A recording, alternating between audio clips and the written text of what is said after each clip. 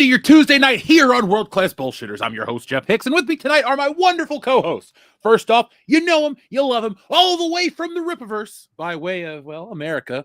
Say hello to Andy Andrew. What's going on, Jeff? What's going on, chat? Congratulations to you, Jeff. Stealing Solo 2, Power of the Farce, already hit its first funding goal. We're going to keep it rocking. We're going to keep it soaring ever higher. Chat, thank you for supporting that. But I'm happy to be here. We got some fun topics planned that we'll totally not cover. Absolutely. And speaking of we, Andrew, we are joined by our other co-host. He doesn't have his own universe, but he will soon because the Doomiverse shares a little crossover with the Wokebusters. Say hello to the one, the only Aaron Sparrow. Hey, how's it going, guys? Again, I want to reiterate what Andrew said. Congratulate you on being 100% fully funded. Looking forward to unlocking those stretch goals. So I hope that as always is the case when the second book comes out, that people who didn't jump in on the first are grabbing that one so they can prepare for the second.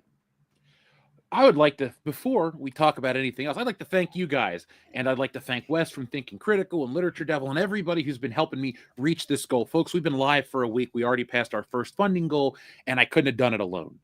You guys are making this stuff a possibility. I make it for you guys because I read the messages, I see the numbers, and I know that you guys want more Stealing Solo, so it's here. But I want to thank everybody who's making this a possibility because it's not just me. Everybody out there is spreading the word. I'm seeing people on Twitter sharing it. It's starting to build up momentum, and it's getting really exciting. So, folks, Clone Geek, I'll forgive you for being late. But, folks, we are fully funded. I am going to tell everyone more about the stretch goals a little later on in tonight's show. But everybody is getting a Stealing Solo, The Power of the Farce keychain that will be shipped with your book. And if you back now, you will get every bonus level unlock. So we're talking magnets and more. But we will talk about that in just a smidge Pinciati. But I want to thank everybody again. I'm excited. Stealing Solo 2 is going to be a reality. So be on the lookout for that, folks. Heck yeah. I guess we're starting out with some sad news for you, Andrew. Richard Attenborough, a.k.a. John Hammond, has died. We're not gonna get 5 minutes in to the show. We're 4 already minutes doing exactly. This. Man, Well, that's a shout my out to reputation Enrique, precedes me. And Andrew, sadly, Andrew, also John Wayne has passed. Yeah, That one I knew. Richard Attenborough, when he passed, that was actually pretty sad because I. Are you saying John out. Wayne passing wasn't sad? Is that what you're saying, Andrew? I don't think that happened in our lifetime, did it? I didn't have the attachment to him, man. Like I wore out the VHS tapes for Jurassic Park and Lost World. What about the Searchers? What about True Grit? Why didn't you wear out those videotapes, Andrew? Because I didn't own them as a kid. Yeah, me neither. I haven't even seen those movies. I will talk shit all day, but I'm not going to lie about a movie I haven't seen. Bad news. Rock Hudson died from AIDS, says Clone Geek. Oh, no. Damn. That broke my grandma's heart, my mom told me. She's like, your grandma thought Rock Hudson was so handsome, and then she found out he was gay and was just heartbroken. I'm like, oh, like you with Elton John, Mom. It must be, it runs in my family. How did anyone not know that Elton John was gay? I was going to say, like, that's... man. We weren't around back then. People were simpler. I remember I guess people just didn't think about it. Like they didn't assume that anybody was gay because they didn't know anybody who was gay. But from the moment I was a kid and I saw Liberace, I didn't even know what gay was, but I was like, that guy's gay. You're correct. It was the sequin jumpsuits and the candelabras. I love that joke in Austin Powers. The ladies loved him. I can't believe it. That the first Austin Powers has a lot of gold. I know a lot of people jump to the second one, myself included, as being the superior movie, but the first Austin Powers is really good. It's that third one that falls apart. Yeah, is that the one with Beyonce? Yeah. Not a fan. No.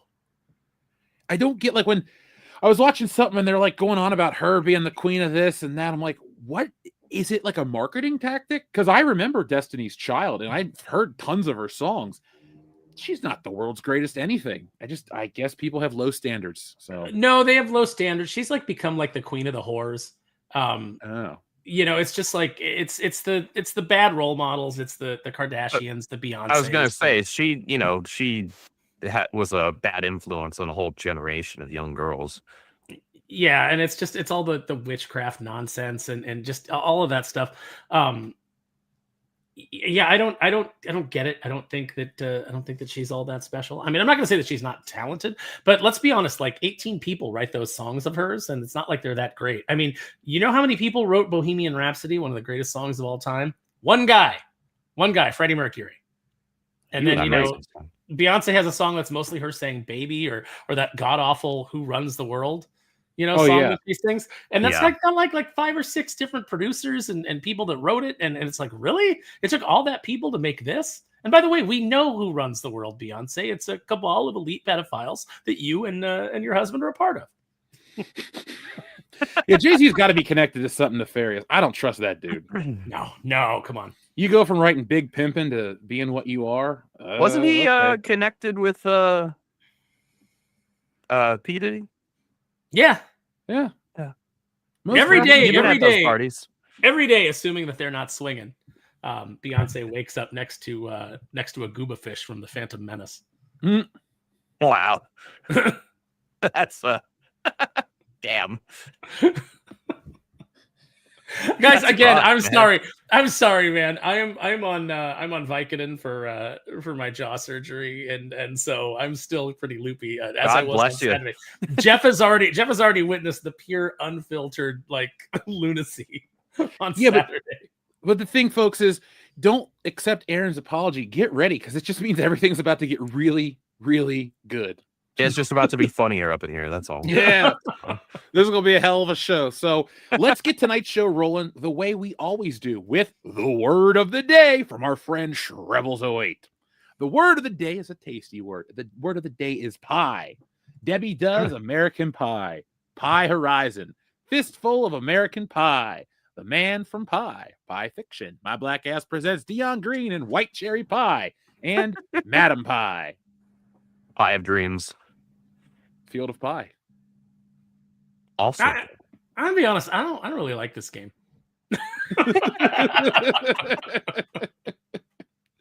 Well, there's unfiltered Aaron. Well, listen, I've tried to be a good sport, but for God's sakes, no, I'm kidding. What you need is just a nice slice of pumpkin pie. It's the season. That'll make you feel better, right? Is that your favorite pie? What is your favorite pie, Aaron? I like a good banana or coconut cream. Both delicious. I like a pumpkin pie. I like a rhubarb pie. How do you feel about poontang pie?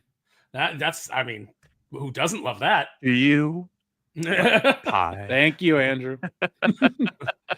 So today is actually the anniversary of me becoming a wrestling fan. On this day in 1999, I started watching wrestling religiously, and the next week, The Rock would cut a promo. He had like a table full of pies. And I didn't know what poontang pie was at 11 years old, but I learned very quickly what a lot of stuff was from The Rock. You learned what he meant when he said that Kurt Angle was into that moon pie? Yeah. And when he was hitting on Lillian Garcia and asking if she wanted one of the part of the wanted the Rock strudel, right? That was probably the second. I always gauge like happy eras. I'm not like a miserable person at all, but as a kid, I was a Power Ranger kid. I was very happy. Yeah. I wanted to morph and all that stuff. It was great. But then I got into wrestling, and that was exciting too. And that one stuck. I don't still watch Power Rangers. Sorry, folks. I know I draw comic books and talk about toys, but I draw the line at watching the Power Rangers. I just You know how much I watch Power Rangers, guys? On Netflix when you click on a show and it plays you like 5 seconds? There is a section that, like, if you hover over the Power Rangers, it just plays them fighting a monster. Every once in a while, I'll watch that because it plays the theme song, and I go, yep, that was enough. Yeah, and I'm good. I'm feeling it. Actually, speaking of toys and Power Rangers, do you guys see that Toy Battalion is releasing, like, a Green Ranger or, like, new Green Ranger version of the movie? Like, the movie suit? I did, and now I want to buy the entire set. See, I kind of would consider getting the whole set, but I'd honestly just be happy with getting the 2 versions of Tommy. Like, that's all I'd need, really. See, Even honestly, just the Green Ranger, I'd be happy.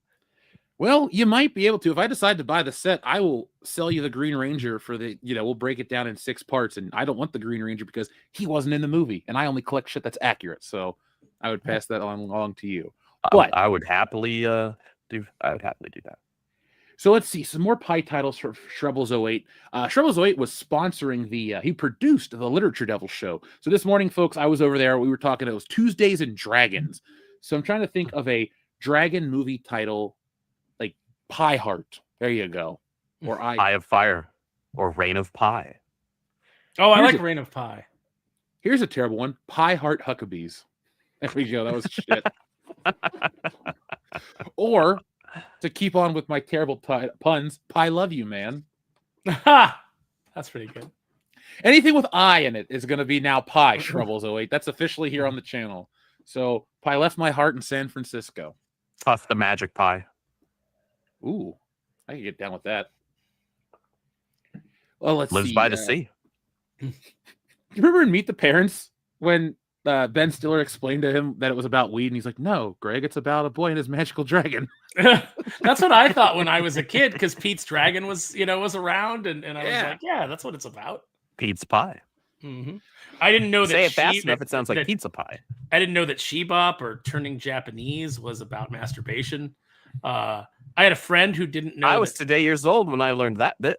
I didn't know that Stroke by Billy. Well, I knew. I had a friend who didn't know that Stroke by Billy Squier was about what it's about, because it's got the part in it where everybody's going stroke, stroke. She thought it was about a Viking ship. She was very naive. She's like, I used to roller skate to that. How do you not know that Shebop is about masturbation? Because she says the line, I better get a chaperone because I can't stop messing with the danger zone. Come on, what does danger zone mean on Archer? It just means that, you're fooling around with somebody else. I didn't know it was about self-pleasure. I just thought it meant that, you were hanging around with the wrong crowd. Now, I don't know if this is real or just some bullshit I read online, but apparently she recorded that song topless in the dark. So, okay. I respect what it is. I guess nobody could corroborate that. I've never really fantasized about Cyndi Lauper or her pie, but she's a good singer, and I do like her. She's an iconic entertainer. She's never been my slice of pie. If back in the day you had asked me who I thought who would have a career that was bigger, Cyndi Lauper or Madonna, I would have said Cyndi Lauper, because she is more talented. What I could not have guessed was the levels to which Madonna would be willing to degrade herself over the years in order to stay in the spotlight. So I don't feel bad that my prediction, I would have predicted wrong. Yep. Madonna had a really bad cover of American Pie. Oh, God, I remember that. Did she really? I don't think I've heard it. I think I'll keep it that way. I actually like that song. No, that's a great song. Although I will say that Weird Al's cover of it for The Saga Begins? Yeah, for The Saga Begins is fantastic. The Pie Begins, Shrebbles 08. You begin a pie with sugar. And then there's, more desserts. Sorry, now I'm hungry. It's late at night. I'm done eating for the day, but now I kind of want pie. Now you made me want pie. Now I'm thinking about key lime pie. I'm just thinking about all the different kinds of pies. Key lime? Yeah, that's delicious. That's not a real pie. It is. What? It is. Right after you have some Mexican food and some margaritas, finish it off with a slice of key lime pie. You'll be glad you did. Yeah, can we get an agua fresca to go with that too? Man, I love agua fresca. I'm sure I'll it's go with like the frozen margaritas and stop there. Or I'll get a nice apple pie or a cherry pie. Those do not go with the margaritas, Andrew. They do not go with that attitude. They don't. That's fair. Enough margaritas and the right attitude, they will. Shout out to Nathan in the chat. Stop or my pie will shoot. I just want to watch that movie. I feel like that's like code for something else. Oh, it definitely is. And she's 80 years old too, Andrew. Let's vomit together. Did you guys ever see the Norm Macdonald skit on Saturday Night Live where he's in a car accident and he's being rescued by Sylvester Stallone, and all he can do is talk about how terrible Sylvester Stallone movies are? No, I need to watch that. He's like, oh my God, I've been in this horrible accident, and now I'm being rescued by the star of Oscar. And then Stallone's like, "Hey, come on, I'm trying to help you here." And then like Norm passes out, and he's trying to get him out of the car, and Norm's like, "Stop, stop, stop, or my mom will shoot." Oh, he was the best. I loved Norm Macdonald. Even as a kid, I was a big fan. I saw him just doing a stand-up about chopping up your family and burying them by the railroad tracks because the devil told you to. And like that was long before he was ever like famous. It was just he was a young stand-up and he was doing that bit. And I was like, this guy's really good. And I was right. I had a good eye for talent. Indeed, you do, sir. Indeed, I would agree with that. Even as a child. Same. Even as a young lad. I was gonna cheat earlier though, Shrubble's-Wait, and do the Life of Pi, but I didn't. Oh, I would have respected it. The pie of pie. You could have just doubled down. Oh well. Hey, Okay, fine. The pie of pie it is. That makes it sound like it's a really good pie, Yep. right? Like you're like, do you want pie or do you want the pie of pies? Yeah, this is a pie's pie right here. And if you honestly, I think chicken pot pie might be one of my pie of pies. I love chicken pot pie. Chicken pot pie. People that don't get it, and they're not real people and can't be trusted. But chicken pot pie is delicious. I just don't know how you don't like chicken pot pie. It's so like basic. It's just chicken and gravy and vegetables and pie crust. It's a winner. And a delicious buttery pie crust. Yeah, it's literally just. I see that as an absolute win. It's like everything that you've done, Shrubble's-Wait. You see what you've done to us today, man? You've turned us into all frothing pie maniacs. Right. I mean, we're men, aren't we? That already. This is what happens, though. Like, regardless of the context. This is what happens even on aficionados. Is one person brings up food, and then it becomes food aficionados, whether it's fast food or restaurants or like whatever. We talk about that for like a half hour, and people, much like here, are going like, "Are you guys ever going to address the topic?" And we're like, "I don't know, maybe not." Well, you have Sully on that show too, who's a chef, and that dude just knows his stuff. So, and when Josh McDonald is on too, that guy can cook. So it's like you get the two of them. When we did Dallas last year, Josh got up and cooked breakfast every morning, and it was fantastic. I had told you guys that I had to go to a Friendsgiving after aficionados, and I had made a pumpkin cheesecake and took it to this party, and well, everybody ate it right away, and I had everybody tell me how good it was. So somebody in the chat was like, I imagine Jeff could make good food. You were right, chat. You were definitely right. Oh, a pumpkin cheesecake. Oh, how did we not get the James Bond title, The Pie Who Loved Me? Like, seriously, how did we not get that one? I watched A View to a Kill this afternoon. I fucked up. Tomorrow Never Pies. So it was like, was it Golden Pie? Tinker Tailor Soldier Pie? Ooh, I like that. I want that on a t-shirt. Hold on. No. How are we all skipping this one? Octopi. I used to make my brother laugh. When we were watching. There's two jokes in that. Yes, because you get to the point where she goes, "My father, used to call me his little octopussy," and I would always make Roger Moore say, "Well, I think your father had a filthy mouth." And my brother would always lose it. God, that's amazing. God awful. Maud Adams was wonderful. hot, though. I love it. I was totally into her character, and I was like, yeah, Octopussy. Just watch her in The Man with the Golden Gun. She's a better character in that one. Oh, that's right. She's in that one. And too. it came out like 10 years earlier, even though she aged incredibly well. Is Octopussy the one that has the circus performers, or am I confusing that? Yes, with it a is. different one? Okay. Yeah, I like that one because they were like these weird twins, and in my head I was like, this is as close as I'll ever get to Tomex and Zaymot on screen. Like just these acrobat twins or whatever. Yeah, and then one got stabbed and stuck to a door, and the other one. Yeah, and Roger Moore's like dressed up as a clown at one point. Yep. I get into arguments online with people because we were celebrating the 30th anniversary of GoldenEye the other day on the show, and this guy's like, Pierce Brosnan's the worst James Bond, and everything he did was terrible. I'm like, have you watched Octopussy, dude? I think Octopussy is better than Moonraker.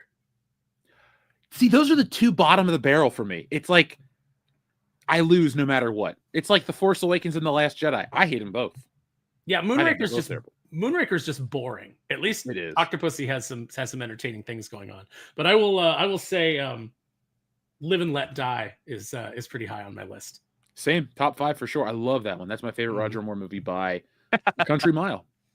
Mike Live and let Angerhauser pie. in the chat says how to lose a pie in 10 days. That's pretty good. That's pretty good. Oh, I can lose a pie in 10 minutes. Yeah, same here. 28 Honest- pies later, that dude is either sprawled out or You- he looks like Lizzo before she started to lose weight. He's a diabetic. He's going into a sugar coma, and he's not going to make it past Wednesday if he eats 28 pies. He's not going to make it past 11 a.m. Now, Aaron, you had mentioned coconut cream and banana. Those are pies that I could probably eat like a whole pie and then feel really bad about myself. Like, really bad. You'd feel great about yourself while you were doing it. And then, like, afterwards, you would hate yourself. Yeah, Man, You're like, what have I done? That should be our next book, just about a guy who gets superpowers after he eats so much he becomes shameful. That's how he unlocks his superpowers. Not puberty. No, I'm thinking that we still need. I was seriously putting together ideas for Meth Shark versus Crack Bear, because I think we have to go Crack Bear because we can't go Cocaine Bear because obviously we'll get in trouble. But That's Meth true. Shark Hey, versus Crack Bear. I want to do that. Can we do it like Kaiju? Can Meth Shark have grown legs at some point and just walks through the city? Oh yeah, no, that definitely has to happen. Like okay, so here's what I'm thinking. We want to be topical. So Trump blows up a fentanyl boat, right? And a bunch of drugs go into the water. And so the shark gets a hold of some meth, and he mutates some legs like in Peter Benchley's The Creature, and he can walk on land, and he's so high he doesn't even realize that he's not breathing. He's just fine. Okay, so but my question to you though, because I'm tracking with you, how do we differentiate that from I say we like the royal we as though I'm part of this because I'm not, but like how No, do you you're in. differentiate We need an editor. Like I can't be editor if I'm co-writing. You're already a fantastic editor. But how do you differentiate that from James Gunn's retarded King Shark in his Suicide Squad movie? Because he may as well have been on drugs because he was an idiot. And he's a shark that's big and on why legs. does every superhero ensemble have a Drax now? Because Guardians of the Galaxy made a bunch of money one time. Let's be clear. While Dave Bautista was funny at times, that wasn't Drax from the comic books. No, not at all. They turned him into this distilled, watered down, just like comedic relief for no need whatsoever because you already had Rocket. You already had Peter. You had so much comedic relief already. At that point, you need somebody a little more serious to be the relief from the comedy. In the James Gunn film, everybody is comic relief. That's true. That's kind of generally the thing. That's true. Even like characters, now that I think about it, like a character like Gamora or gosh, why am I blanking on her name right now? Nebula.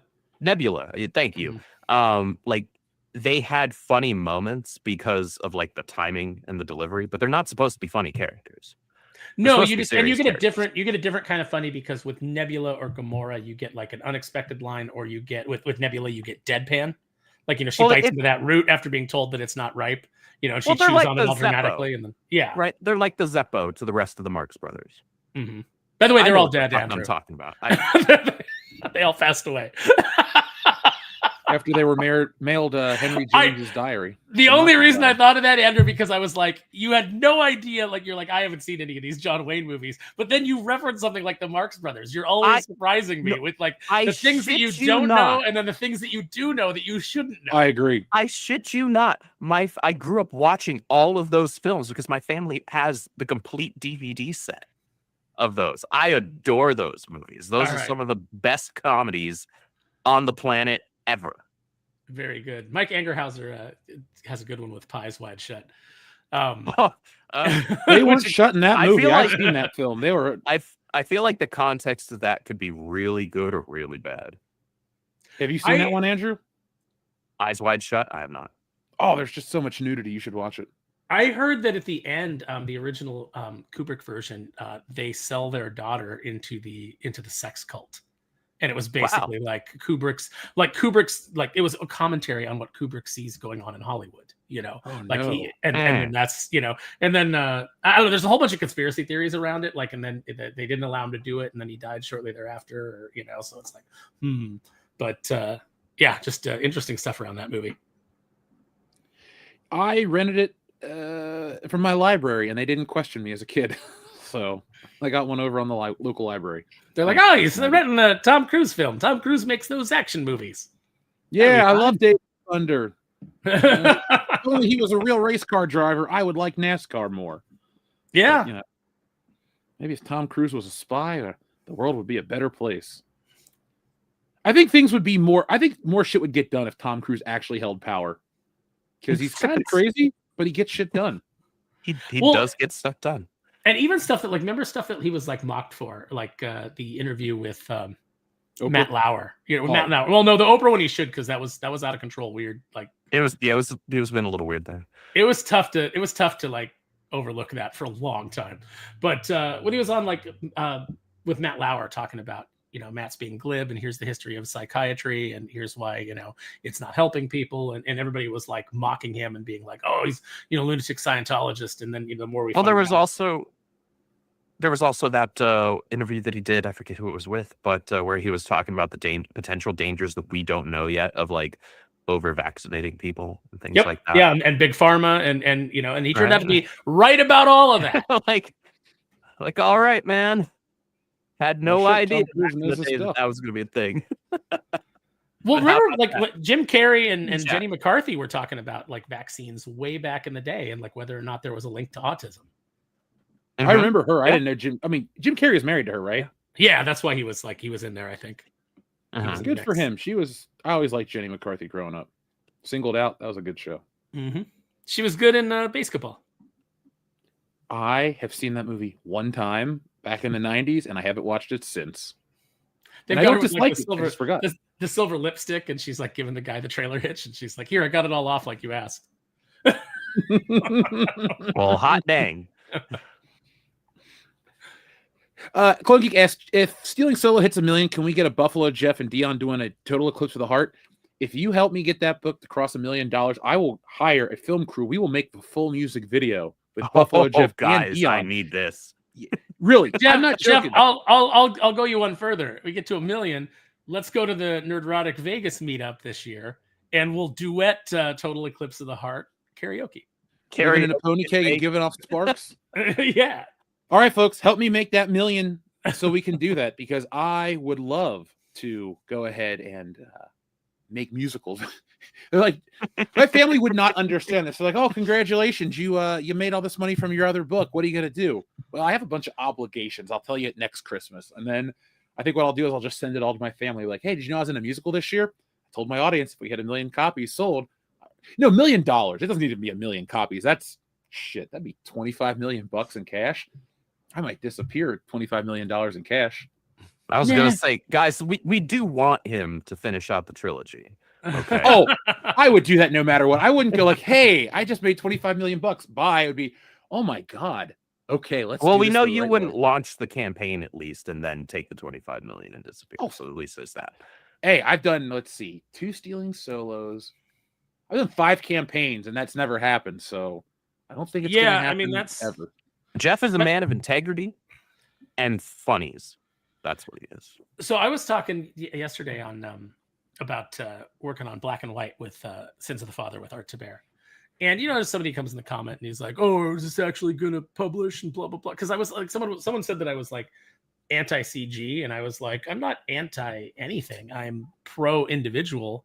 I'm not part of any group, and I don't care what flag anybody flies if individually they're cool.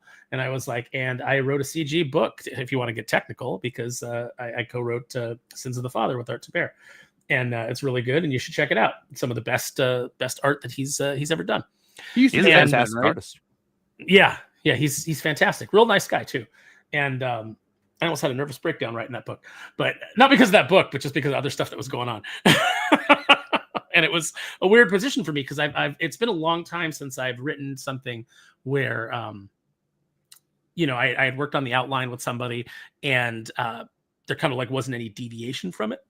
I'm used to having a lot of creative control, even once you get the outline done and everything. So it was kind of a different challenge for me. But somebody was like, "Oh, is this book going to come out?" Blah blah blah, and I'm like, artist delivered on every single book that. I was gonna say, how many Black and Whites is he up to as well right now? Yeah, this is the third one. He's done art books and things like that. Everything that he's done, there's your Billy Tucci's, your Aaron Leprestis, your Art Tabers. These are the guys who they do one project. they fulfill that project, they launch their next project. They're not doing then like they reinvest the funds from the successful and fulfilled project into the next one to get that going and get that a head start. Right? Yeah, That's and then they put it up and then they responsible. work on it throughout the year, and then fulfill it before they do their next one. So it's like, yeah, you can count on that. But it just goes to show you how like kind of like crowdfunding has been damaged by, you know, all these campaigns that have not been fulfilled, and the person's done like 8 campaigns, and there's people are still waiting on number 6, and we're like soliciting number 16. You know, it just kind of shows you how that all hurts. But you know, Jeff's not doing that either. Jeff does a campaign, fulfills it, moves on to the next one. Yeah. I also like to do my books beforehand because it's really hard to promote a book when it's not done, and because you don't know it. To me, okay, I know this sounds crazy, but my book, while it's done, there's like 3 stages of it. And I write it, I draw it, and then I give it one more pass in terms of scripting, because sometimes you come up with better jokes. Sometimes you can look at the art and go, man, this would work here. I can do this and tie this together. Like on Wokebusters, there were a lot of those last minute things where I was like, if I tie this from this part to, like, you know, you're just tying it all together type of thing. But I can't. It's honestly basically your second draft. Yeah, right? and I don't really Yeah, know how to promote. If I don't know how to talk about a book and promote it if it's not complete in that way. Like the only thing with Stealing Solo 2, I'm worried about is not spoiling anything for people, because you know, it's that kind of stuff. And I always like to imagine or believe the best in people. But I also won't make excuses or make up bullshit or lies. I'll just be myself and, you know, carry myself a certain way. And all I can do is tell people like, hey, we crossed our funding goal. Everybody that backed it will get it. And everybody that backs it in the future will get it too. And I'm going to be working quickly through the holiday season. The only time I'm going to take a full break is when I go up to visit my Michigan family, which is Dion and the kids. But we're going to get that stuff out February, because I have to get these books for conventions, and then I want to get Frankenfisher out next year. So then I want to be done with this and beat Spaceballs to the damn punch. There you go. I hope people. It's Josh Gad, man. It's not going to be good. So like, you've already won. You've already won by having a funny book. Like, Josh Gad's not funny. Putting Josh Gad in anything is like dooming your project to like mediocrity and not funniness. Well, and putting him in charge of it is even worse. And you know he's going to be like the son of Barf or something. You know, Barf died. He got into some chocolate. It'll be some dumb joke like that, and he'll be like the son of Barf, and it'll be like, you haven't earned what John Candy has earned. Well, I read from a couple sources that John Candy's son is actually playing the son of Barf. I see really? That I'm cool with. Hopefully he's I had read that multiple times in multiple places. So if that's the case, I'm okay with it, but I don't want to fall into the trap of emotion over story, because that's The Force Awakens. It's literally, this movie doesn't make any sense, but everybody's emotionally invested because we get to see Han Solo again. And I roll my eyes. It's just like, relying on the member berries, right? What is it the Red Letter Media guys did? Like, I recognized the thing on screen and I clapped when I saw it. I was so glad they didn't like those movies, because I was like, that is why I made the book. But like, I was literally living on Lonely Island. Like, I'll never forget, I look over to my friend and I said, don't you fucking say it. Because he always had this line he would say after a movie. He goes, that was fantastic. I was like, don't you fucking say it. He goes, I won't say it was fantastic, but. And then I was like, I don't want to hear it. And then from the movie theater to the car, I just bitched the whole way. And then we went home. I went home and I recorded a podcast about it. But like, that guy, he's going to fall into that damn trap. And I hate that entertainment falls into that trap, because I don't want everyone to be a damn Vulcan. I'm not asking people to be logic over emotion. Don't get me wrong. That would take away the spice of life. But if a movie doesn't make you feel something, it's not doing its job. Right. And if the movie relies on just making you feel a certain way, but has no substance, like, you know, I watched the first Star Wars. It gets me amped up when I watch the Battle of the Death Star, Battle of Yavin. But it has substance. It has good editing. It's original. It's not like, hey, we're just going to do what Star Trek did, or we're just going to do what something else did. No. That's what I hate about so much crap. Yeah, emotionally excited. Dr. Coffinails heard the commentary. I remember leaving the theater after Force Awakens, and my friend's like, what did you think? And I was like, I did not care for it. I said, but I get it. Like, I was like, you just paid $4 billion for this property. You're doing this soft reboot. You're not willing to take any chances because you paid $4 billion for it. You played it like, super safe. Could not have been more safe because it's just To the point where there was Redox. almost zero creativity involved. Yeah, it's just what if it's bigger? Like, what if we just do a slightly larger version of A New Hope or just Star Wars to some people, and like just change the names of the characters? Yeah, I was like, I didn't like the villain. I knew Han was going to die because I knew that he wanted to die in Return of the Jedi. So everything was like really paint by the numbers and really predictable. I said, but like the second movie, that's where you can kind of break away and you can do something interesting. And people were already in my group were already going like, oh, that the Gray chick was kind of a Mary Sue. Like, why is she more powerful than and I was like, well, look, again, playing it safe. The second movie is where, you hit your emotional low point. She's going to do something. She's going to screw up. She's going to lose a limb, or she's going to get somebody killed or something. The second movie is when Luke got his ass kicked, right? Yeah, and then that didn't happen in the second movie, so I was wrong. So I didn't like it, but I was more charitable. I wasn't excited for the second movie, and that was just coming off of Rogue One, which I did really like. Same. But I wasn't excited for The Last Jedi, and I was immediately annoyed at the crawl. And then when they started the Yo Mama jokes, I was like, oh no. And my friend Alan said, he goes, I could feel like the anger radiating off of you the further we got into the film. And he goes, and you were sitting back in that posture that you get when you don't like something or when you're not particularly interested or engaged. And he goes, and it wasn't until the throne room scene where Kylo started talking about both sides, like both sides being played, and we're kind of like the break the wheel speech is what I would describe it. And he goes, that's the only point that you sat up and were remotely interested. And he goes, and then it just went back to being crap. And you just flopped back in your seat. And I could tell you had given up, but you were pissed off. It's so I couldn't funny stop because laughing during that movie. The movie was bad. It was really not. But you weren't laughing with it, like, oh, the wacky casino scenes. You weren't like, this is delightful. You're laughing at it because it was just that bad, right? I remember with Force Awakens, me and my buddy that I went to see it with, and we had done film classes together and things like that, and script writing classes together. And we were both big sci-fi, big Star Wars fans. We went and saw it, and of like our entire friend group, as well as like our entire class in college, we were the only two people who were like, that movie wasn't it, man. Like that, I wasn't here for it. We were like, it's not the worst thing I've ever seen on screen, but it was just a weaker version of A New Hope. So I'd rather just watch that.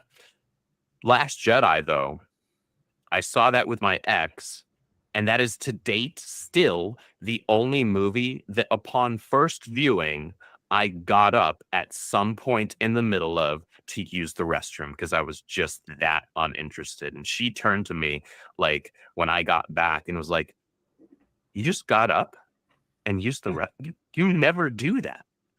I was like, she's like, you really don't care about this movie at all. And I was like, nope. And I was like, what did I miss? The urinal cake was of more interest to me than anything. Well, and the scene that I missed was just the stupid kamikaze scene, right? With Rose Tico's sister, Rose Tico, yeah, like that. That's it.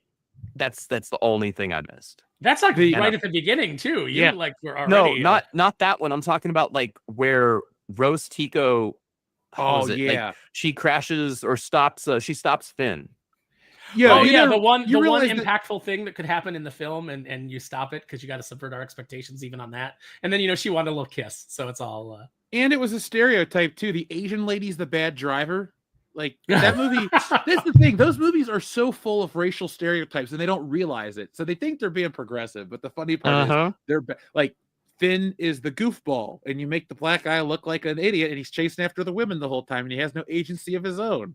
I was waiting for him to put on the big minstrel lips and just like do a little soft shoe dance, and like I was like, what are you doing to this guy? Like this guy was like the most interesting. He was the only interesting character. Mm-hmm. Like, yeah, okay, you're telling a story essentially that I've seen played out in the games, right? Mm-hmm. Kyle Katarn, right? Former Stormtrooper. Like, I get it. Like we've had this done before. We had it in the EU, but okay, cards as dealt. Let's see what you do. And in the first film, Finn was the only really interesting damn character. And then the second film, they just made him a joke. He's useless. And then the third film happened. I had a friend who Allegedly. I had a friend who signed me into the lot because after Last Jedi, I said I will never pay to see another one of these films. And then I had a really good friend who she signed me into the lot and was like, "Let's go suffer through Rise of Skywalker together, on the lot, and you won't have to pay for it." And I was like, "Okay." I was like, "Okay." She goes, "You'll be able to keep your promise." And I was like, "Okay." And then shortly after that, we both saw that and suffered through that. She ghosted me for no readily apparent reason, and like didn't come back for like 3 years. And so Wow. now when I tell the story, I just say I just say we saw Rise of Skywalker, and we just walked off in separate directions, and it took 3 years before we had fully processed our feelings on the film and came back to talk to each other again. That's something. Now don't get me wrong, she's since ghosted me again because patterns are a thing, but it's still a good story. Real quick, shout out to our friend Mike Angerhauser, who just backed Stealing Solo. Mike, thank you very much. You have a wonderful book on your way. This book is an 80-page plus book featuring bonus content, a big story, and a whole lot more. And I'll spare you the bells and whistles talk. It is on the Kickstarter page right now. But folks, just remember, and I don't usually say it like this because I assumed everybody knows, but all of mine are graphic novels. So we don't do staples. We don't do floppies. We do a book that is worth the value. So you're going to get a lot of value, a lot of laughs, and a lot of content. So thank you, Mike. And folks, be on the lookout for that. Yeah, Mike, I also walked out of The Last Jedi a little angry. Not as confused. I met Kendo for the first time the weekend of that movie. He drove all the way from St. Louis to come watch it with me. First time we ever met. And a couple of my other friends went with us. And we went to the Hofbrauhaus. And there were people dressed as Luke Skywalker. And I had read all the leaks because I had made videos on the leaks. And we're sitting there, and my friend has one too many beers, and he starts going, "Luke dies!" And they all look over like, "What?" And then a few more beers later, he's like, "Luke dies!" And we're all laughing. So as we walk out of the Hofbrauhaus, we see every group of Star Wars people, and he just goes, "Luke dies, Luke dies, Luke dies, Luke dies, Luke dies." And we walk out of the Hofbrauhaus to then watch Luke Skywalker die on screen. And some of those people were in the same theater with us, and they gave us nasty looks. I mean, effectively, he was bracing them. Right? Yeah. Mentally and emotionally bracing them. But they probably were still like, okay, well, maybe Luke dies, but I bet he dies heroically and cool. No, he dies from using the Force. Yeah. He overdoses on the Force, and he just like sort of dies on a rock. I mean, that's how I want to die. I want to think really hard and then just die. You know what's crazy too? They made a mistake. Surprise, surprise. When Luke dies, his body disappears and his cloak remains, but his robotic hand becomes one with the Force. Yes. Well, I mean, Rian Johnson is not a very good filmmaker. End of discussion. Point blank period. I mean, when you have a scene, a fight scene, and you have to go in and CGI out weapons so that the fight scene makes sense, the fight choreography makes sense. Weapons just have to disappear out of characters' hands. Day, I gotta say this because this past October, so last month, we had San Antonio SpaceCon, and Star Wars Theory brought Nick Gillard. Right, choreographer for the prequels. Now, however you feel about those movies, from any other possible facet, Nick Gillard's choreography for those movies is golden. Right, it's absolutely stunning. It's what made those movies. It's what like made me love lightsabers more than I already thought they were cool as a concept as. Right, and so like. You take a look at what he did with Star Wars in terms of, the choreography and things like that. And then you look at what Disney did. It was just like the most, like, if it wasn't the most basic, bare bones, just looking like I'm swinging any medieval sword around, like I have zero idea of what the hell I'm doing. It looked like complete shit circus, mental retardation, like that throne room scene, where, just as you said, we're having to actually CGI out stuff because otherwise this fight doesn't work. And it's like, man, like couldn't send an email. He couldn't pick up a phone. Like, you had Nick Gillard. Yeah. Well, everybody dude does still that stupid works. down thrust move. Everybody would they would take their right hand and they would throw the lightsaber like down at the opponent's legs, and then they would sweep up. It was like a video game. You pressed over twice to slide, and then you hit attack, and you just did your move. It looked so dumb. It was with Nick unbelievably Gillard, boring. with Nick Gillard, he had the characters actually swinging at each other's bodies, and then the parry would be blocking the lightsaber from hitting the bodies. You watch that throne room scene, and it's like, I put my lightsaber up, and all the guards swing at the lightsaber. Not at my body, but at the lightsaber. Well, it's not about attacking the body. You can't attack Daisy Ridley. Like that. Oh, no. That's a Ryan Johnson rule. I mean, She we're has all no body talking- to attack. The Last Jedi is the only Star Wars film where there is not an actual lightsaber clash fight. Like, two lightsabers do not strike and hit each other ever. Oh yeah, because Luke is a force projection. That's technically not a lightsaber. And on top of that, Well, he his never lightsaber never touches. blocks anything from Kylo Ren because he dodges them all. And then the other part too is the throne room scene. It's two lightsabers against whatever the heck vibro blade crap that those red guards desperately The trying to vibro make a stabs, good-looking, desperately trying to make a good-looking fight choreography scene by attacking each actor one at a time and just and then still in shot, hanging by, waiting for their turn. Well, let me ask you this. So, what we got in The Last Jedi, and it's like, okay, you're subverting all the expectations. You're not building on anything from the previous film. You're tearing everything down. All other things being the same. If you have that final confrontation with Luke and Kylo, what if Luke is actually there? You do the scene. He walks out. Kylo yells fire. They do all of that firing. Everything is blowing up. You're like, holy shit, all these AT-ATs are firing on Luke. He's dead. Then the smoke clears and Luke is standing there like this, and all those blaster bolts are held in the air the way Kylo held one single blaster bolt in that first film, showing you how Luke is a Jedi Grandmaster now. And then he opens his eyes and all those blaster bolts fly back and tear into the AT-ATs and screw up the Imperial's fleet. And that's why they then have to move to the ground assault. Aaron, don't talk about cool things that we'll never get. That's just one scene change. It doesn't make the film good, but it fixes the Luke problem. Yeah. Well, The Last Jedi absolutely fixes the Luke problem. I would have fixed the Luke problem in the first one by making Max von Sydow a forced disguise of Luke Skywalker, not killing him at the start, but capturing him, bringing him to Starkiller Base, and he's just there just to get inside the base. And then he finds Rey. And he's like, "Hey, come! I've been helping you, not die out here on this foreign planet that you've never been to before, that you should not be able to navigate. Do the little trick that they did, as stupid as it was, in Starship Troopers when Rico's like, I'm going to take this tunnel because this is where Carmen is. And you find out, it's Neil Patrick Harris's character used his mind powers to manipulate Johnny Rico to go left instead of right. Mm-hmm. But script, then you might actually get a scene where Luke, Leia, and Han are all together and fulfill the promise of it. Can't have that. No. Well, I do recall hearing rumors when the Force Awakens was announced that each movie was essentially going to have one of the original cast as the mentor to one of the new characters in each individual film, with a reunion of them at the end, until they said, Harrison Ford is going to be the first one. Oh, well, he's not coming back. It's just, you're completely, that was a Harrison thing, but I completely understand, because he rather play Indiana Jones over and over again than Han Solo. He hates playing Han Solo.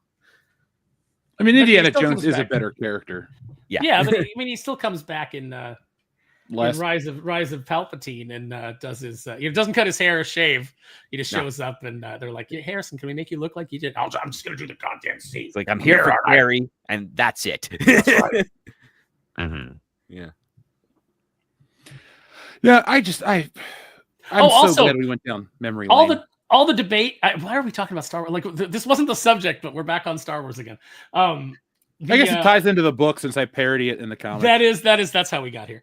The fact that like people are still like debating, they're like, how could Han Solo be a Force ghost? And then people are like, he's not a Force ghost. It's Kylo Ren forgiving himself. And it's like, okay, that's stupid. That's stupid. No. Han doesn't need to be a Force ghost, because you've already got. If you watched, hey Ryan Johnson, have you seen Star Wars? Because if you watched The Empire Strikes Back, All you have to do is go with Yoda's line of through the Force things you will see. Friends who are long gone. Han doesn't have to be a Force ghost in order for Kylo to see him through the Force. Because the Force can show him Han without Han having the ability to do it. Well, I mean, that's also with J.J. Abrams, but he basically was trying to imply that Princess Leia, while she was in her coma underneath the white blanket, was Force projecting a version of Han to help communicate to Kylo and forgive him for what he did. And it's like, well, that's even more convoluted, JJ. Like and that's even dumber. Yes, it is. Because again, J.J. Abrams and Rian Johnson, they were hot ticket director items at the time. And JJ was hot ticket because he knew how to spend a lot of money, make something flashy, and but not get the return, which is kind of usually the big thing you want to do. He was the producer turning director and trying to make a name for himself. Rian Johnson was the independent filmmaker who made interesting films, but also didn't know how to mix audio. He made one interesting film, and it wasn't even that. It wasn't even like it doesn't hold together all that well. Well, I mean, that's Looper, and then if you watch Brick, the audio is so bad you have to watch it on subtitles because you didn't mix it properly. Jeez. Let's give this guy millions, hundreds of millions of dollars. Oh no, with Brick, that was like $1 million movie. Like that was Joseph Gordon-Levitt, Isaac Hayes. No, but you look at it and you go, well, it's like giving Chloe Zhao a Marvel movie. Oh yeah, I forgot about that. That's Disney's modus operandi. They have had. So one of the reasons why I never considered Disney a proper studio is because every director that they would bring in for any of their stuff that wasn't under the veneer of Touchstone or Hollywood Pictures, they would always get into fights with the directors because they would bring in directors that actually had merit, that did stuff, that weren't new in their career, that knew how to make money and knew how to get a job without Disney. And they soon discovered under Bob Iger's regime that, hey, if we just pluck these new directors coming out of the indie sphere, we can control them because we're giving them a studio-funded film, and they're just going to say yes to everything that we want, and they're not going to push back and say, well, I'm a director that I've already made studio films before. I don't need to listen to you. And that's what they did. That's what they did with Colin Trevorrow. That's what they did with Chloe Zhao. That's what we did with who is the one that did the Marvels? Nia DaCosta. Nia DaCosta as well. Like they all got them, especially with the Russo brothers. And the Russo brothers got lucky because they got experience in TV, which is why all their films look like they're shot for television and not for film. Like we've seen going on social media recently. There's the Mask of Zorro fight scene between Antonio Banderas and Catherine Zeta-Jones in the stables. That scene is beautifully shot, amazing. It's wide shots. There's choreography. You can see what's going on in the geography. You compare that to Captain America fighting the Winter Soldier on the highway. Every single punch is its own individual shot. And there's momentum to it, but you're not processing what's really going on. And it's tricking your brain to saying, oh, this is really cool. But it's like, no, they shot that fight scene over probably 2 days by just going one move at a time, where it took like a week of rehearsals with Antonio Banderas and Catherine Zeta-Jones to do that so that they could do all that stuff in the one wide shot that's more than half a second in length. And that scene is way more impactful, has a lot more fun to it. And it's something that little kids would try to recreate as a sword fight because they could see it and they could find out how it works. You don't ever see kids trying to recreate Captain America versus the Winter Soldier on off the highway because they can't. No, because you can only see this much. Yeah. Oh, I don't know. I saw a kid give his friend a knee strike the other day into a car. But that's just one of the moves. Yeah, but the other kid dropped his knife into his other hand and tried to stab him. But did he grab a garbage can lid and then like beat him over the head senselessly with it? Yeah, come to think of it, they might not have been friends. How much of that shit do you think is the Bourne Identity? Because I think the Bourne Identity ruined more than it contributed. Bourne Identity and Christopher Nolan, because Christopher Nolan, when he was doing Batman Begins, he was on crunch time and he did not have the hours he needed to do the fight scenes that he wanted. And then on top of that, he hired a bunch of guys that are Kensi martial artists, which are basically like, hey, you know that vulnerable part of your elbow? What if we start hitting people with that? Like, that's Kensi. I know there's probably some people out there that think it's a good, legit one. It might have its stuff to it, but I know professional like fighters, MMA fighters that just scoff at the idea. They're like, yeah, we if we ever like do meet someone with a Kensi, we like to tease them for a couple of rounds and then just completely destroy them because they're already. Oh, you mean like doing this drop movement where like the soft part of your elbow is going to hit somebody in a hard spot? Yeah, that's pretty not even just the soft spot. It's also the hard part of the elbow because that's your joint. And if you crack that, you cannot move your arm ever again. So you don't want to put any force on it. Yeah, I hate the way Batman moves in that. They put it in Bond. Everything was close up, a million shots, shaky camera. Star Trek '09 has it. Everybody had that shit. I mean, I understand why they did it for Liam Neeson. He's old, but like, why are they doing it for like Chris Evans? Well, just put a guy in a Liam Neeson wig and have him jump a fence from a distance. Like, I don't need a 17-shot fence jumping. Well, it's hard to find a stunt guy that's 6'6" because Liam Neeson is really tall.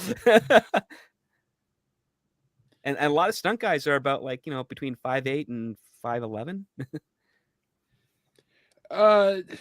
Yeah, they're not my height. That'd be weird if I was an actor. I'd need a giant stunt man. I think Jeff should be Liam Neeson's stunt double. I'm down. Because, I mean, it'd be distinct enough, but it'd also be really fun. Yeah, it'd be like in I'm Gonna Get You Sucker, where they keep cutting to the Italian guy in the afro wig. Dude's got a big, like, Serpico mustache. Sign me up. Supposed to be this black lady.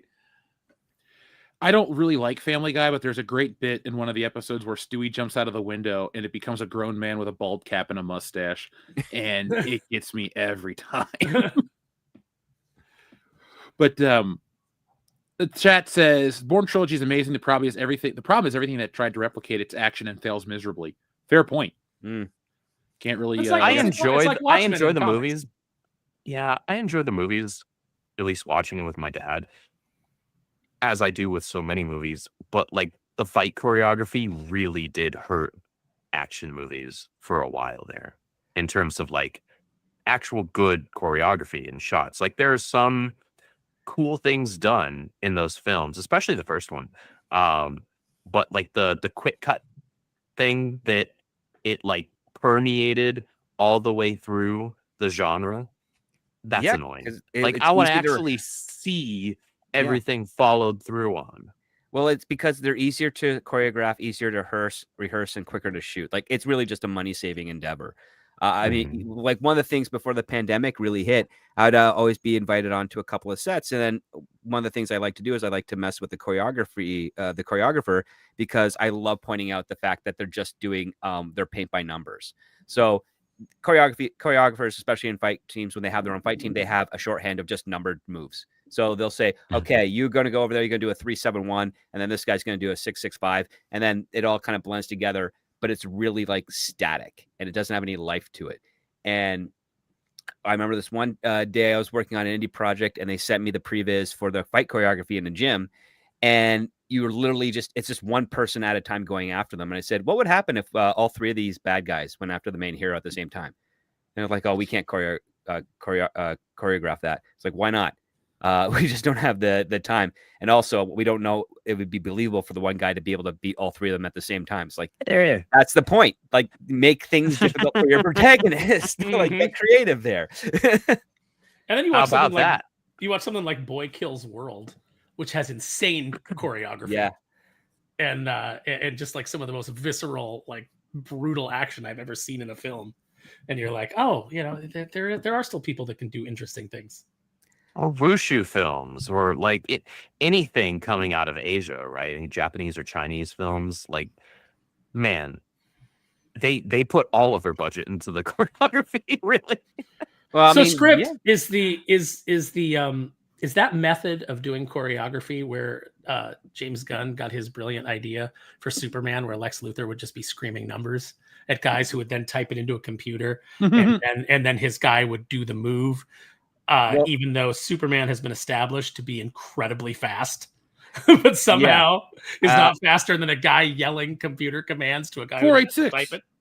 Well, the funny part is that I have one group of friends that think that is James Gunn making the joke inside the industry about fight choreography, and others are just like, well, he wanted to, like they do this trumped up thing where it's like, oh yeah, they just wanted to show how brilliant Lex Luthor is for fighting. It's just that. Well, it would be more interesting if we actually saw him fighting Ultraman at super speed, where the rest of the world is kind of slowed down around here, because that's cool. Because therefore, you realize, oh yeah, it does. Luthor says, okay, do this combination, like because again, he's trying to draw from the All-Star Superman scene where Lex Luthor is remotely controlling, I guess, some sort of probe towards the sun, and he's got 5 to 8 minutes of distance, and he has to predict all the movements so he can beat up the guys in the probe, and then also fight off Superman.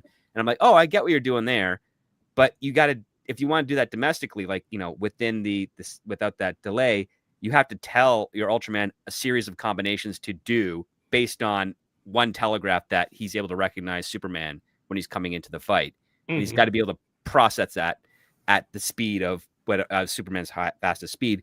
And I can see from one perspective is like, okay, well, how's the audience really going to register that? Or how's the best way I can effectively do that for the audience to register? Or do I just keep it simple and just make it real time and Superman doesn't fight at super speed? And we just never explain why. And it's like, all right, whatever. Yeah, which is, you know, in the theater, you know, for most people, it's fine. Yeah. But it's another one of those things where it's like, once you get out of the theater and you start thinking about it, you know, it doesn't work. It does raise more questions. I mean, as much as I enjoyed a lot of aspects of Superman, it was over edited to lose a lot of the substance that it was there. Like, even one of my buddies that saw like one of the first cuts, he stood by. He's like, the first cut was much more better edited there. You could actually probably put in a score, because all it was just keynotes, like musical cues throughout that movie. There's no proper dramatic score. It's like, it's a Superman film. And then the other part, it's also, I think, the first, I think it is the first Superman film, with the exception of Batman v Superman, where Clark doesn't do a transformation into Superman. He doesn't pull open his shirt, drop his glasses, and then appears as the Man of Steel. Well, that's kind of the danger with the route that you go with the MCU line type suit and everything. And overall, I actually liked how the suit looked. But the first time I saw the suit, I said to myself, they're not going to be able to put that underneath his Daily Planet typical casual wear, and it be remotely believable. You know, that it doesn't work. Christopher Reeve, yeah, he could do that all day, right? Because it was like skin tight spandex, right? But it's too bulky. It's Amigo parts costume, that like brought to human size.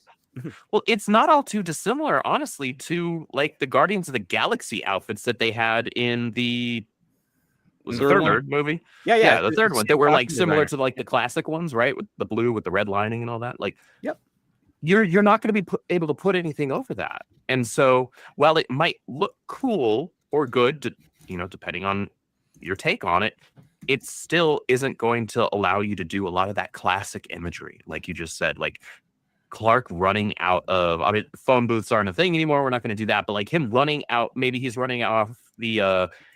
He's on the roof of the Daily Planet, right? And pulling open the shirt, right? That's iconic.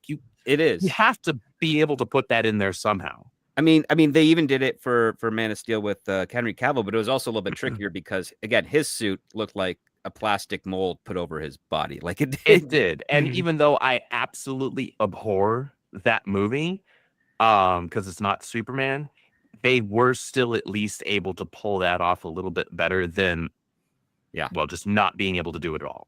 I think everybody should be talking.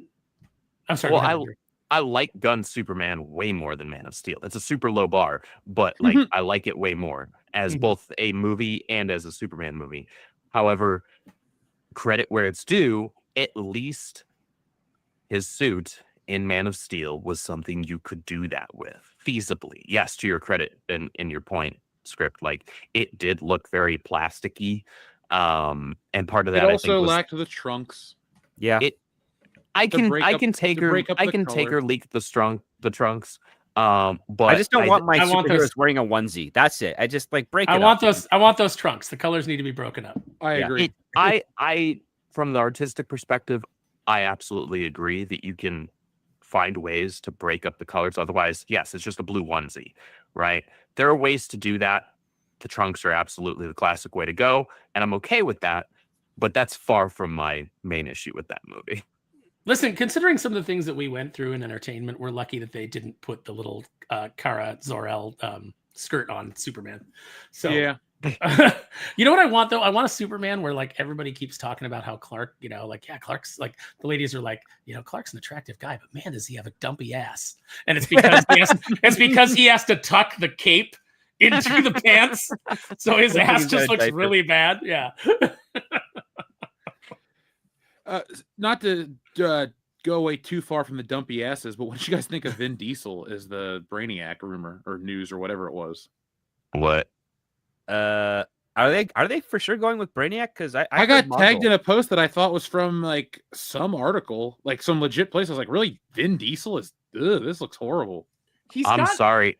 a distinctive voice. Yeah. He does, but I don't know how seriously I can take him as a character like Brainiac. It Like, better I be like a him joke. as Dominic Toretto just fine. I like him as Riddick. He was good Yeah, as Groot I 'cause he only had enjoy one I line. enjoy Riddick, Mhm, but mhm. like a character like Brainiac, that would be a hard sell for me. I'm not saying he's completely incapable of it. Actors can evolve. Well, Let's see. He played I Iron want that's a hard Giant. sell. I want a coldness from Brainiac that I don't know if. Not just monotoneness. Yeah, not Yeah. monotone, but just an actual like coldness. Like for example, I think that the guy that played High Evolutionary in Guardians 3, that's kind of a Brainiac. Like he had his moments where he would like go off, but Mhm. mostly he was just kind of like cold and emotionless and very like clinical and practical. Let's be real here, Aaron. Like High Evolutionary is kind of like a Marvel Brainiac type Yeah, character big in a time. lot of respects. He just the big differentiating factor being he is far more emotional at times. Well, than- he's creating a world as opposed to Brainiac, who's the collector of worlds. And remember, like there's the normal Brainiac where he's Kaluan and he's a cyborg of sorts, and then there's the Superman the animated series where he's a product of Kryptonian technology. Mhm. That's a newer take, and I enjoy that one. But I kind of want to see the Green Alien. Well, there are a with- bazillion different takes on Brainiac, right? Because then you could go into Legion of Superheroes and and so forth, and you got different iterations of. I mean, yeah, you're Brainiacs. talking like Brainiac and then his But if- offspring, like fighting Brainiac, like Yeah, if we're just talking about like Yeah. Superman's villain Brainiac, then yeah, absolutely. See, I heard rumblings that it was going to be Mongol and a War World story for Man of Tomorrow. But if they're going with Brainiac, it's like, okay, cool. It's got to save Metropolis from being bottled up. Yeah, I would, like I said, that was just something I was tagged on Twitter, and I was like, why aren't people talking about this? I guess it's just one of these places trying to act like a rumor is the gospel, but Rumor, Yeah, you know, sources, we said so. Yeah, your Mike Zero type thing where his source is a Reddit post that he himself put up. That Cosmic Book Moves writes an article One about of my favorite things. Yeah. Fans are saying, right? Like, okay, what, 2 people, both of which are your bot accounts? Okay. All right. Have you ever seen the Ryan George thing where he's doing the internet news and he's like, McDonald's says they're not bringing the McPizza back and people are pissed. And it's like there's 2 posts. Like one person's like, oh yeah, I remember the McPizza, and then the other person is like, no more McPizza, boo. Those are like the 2 posts. But isn't that genuinely a thing that we see happen though? Yeah, We it's like if see you that could just happen read the all head, the if you could just read the headline and retweet it and react to it, that'd be really good. Oh yeah, Oh, nobody would actually, do that. Zack Snyder's doing that right now on his Instagram. He's trying to make people think that his universe is going to come back if Warner Brothers gets bought. And I'm like, no, it's not. The Sorry, Saudis, bro. man. The No. Saudis are going to bring it back. God. the Saudis are Snyder fans. Yeah. Well, Oh, I mean, where were they at the box office, man? Come on. yeah, I was gonna Oh, say they script. didn't show up to that. They're the ones with all the money. They didn't show up. Guys, they bought their own copies of the film for like 30 grand each, and that's it. So there's just one for the country. They all went over to That's the what cheap I need, stuff. man. That's what I need. Sylvania and I just need some Saudi with a bunch of money, some Saudi oil prince who really loved our Darkwing Duck run to just be like, I will just pay you guys to create new Darkwing Duck for me and me alone. All right, so all of our Saudi-based, oil tycoon or Saudi prince viewers in the Listen, chat, the only you people who heard have- Aaron right now. He's looking for a Saudi sugar daddy. I'll That's say right. this. The odds of anyone in Saudi Arabia who has internet is probably also going to be an oil baron out there. So you're pretty good. Yeah. My chances are good. All right. Well, Saudis, if you like Star Wars or liked Star Wars and you want to make fun of it, I'm your guy. And if you want to go on an Ollie's trip, bring your jet. We'll go to every Ollie's in an afternoon. I'll even narrate it for you live as we Oh Let's do man, it. that'd be Let's fantastic. do it. I would love it if some really rich person was like, hey, man, I want to sponsor you to go to every Ollie's. I want to go with you. Sure thing, dude. No, if I won the Name- lottery, I'd Name do the time that. and place. I'd be like, all right, but I would do it like we'd do it documentary style. We'd get like the big RV, like the big Yes. big tour camper. bus. Yeah. Just go ollies to ollies. We're gonna hit every ollies. You got Promise that me little we- image of it on the highway map of the USA, just going across like Indiana Jones. And Yeah, what and you'd then, have on to the do- side on the side, just have the big WCBS with Jeff's face, you know. whatever like ollies is like in some like tucked away spot that looks like, oh man, this one might be like a real one, this might be a dump, or like find like just crazy, like how are these toys even still here type of a scenario. Then you change up how you're filming the documentary. You make it kind of like a found footage horror film, right? Or you just hire So it's security. like Quarantine or like something like that, right? Yeah, we could call the bus the Jeff Express. There you Yeah. go. Just don't compare me to Lex Luger, and we will be good.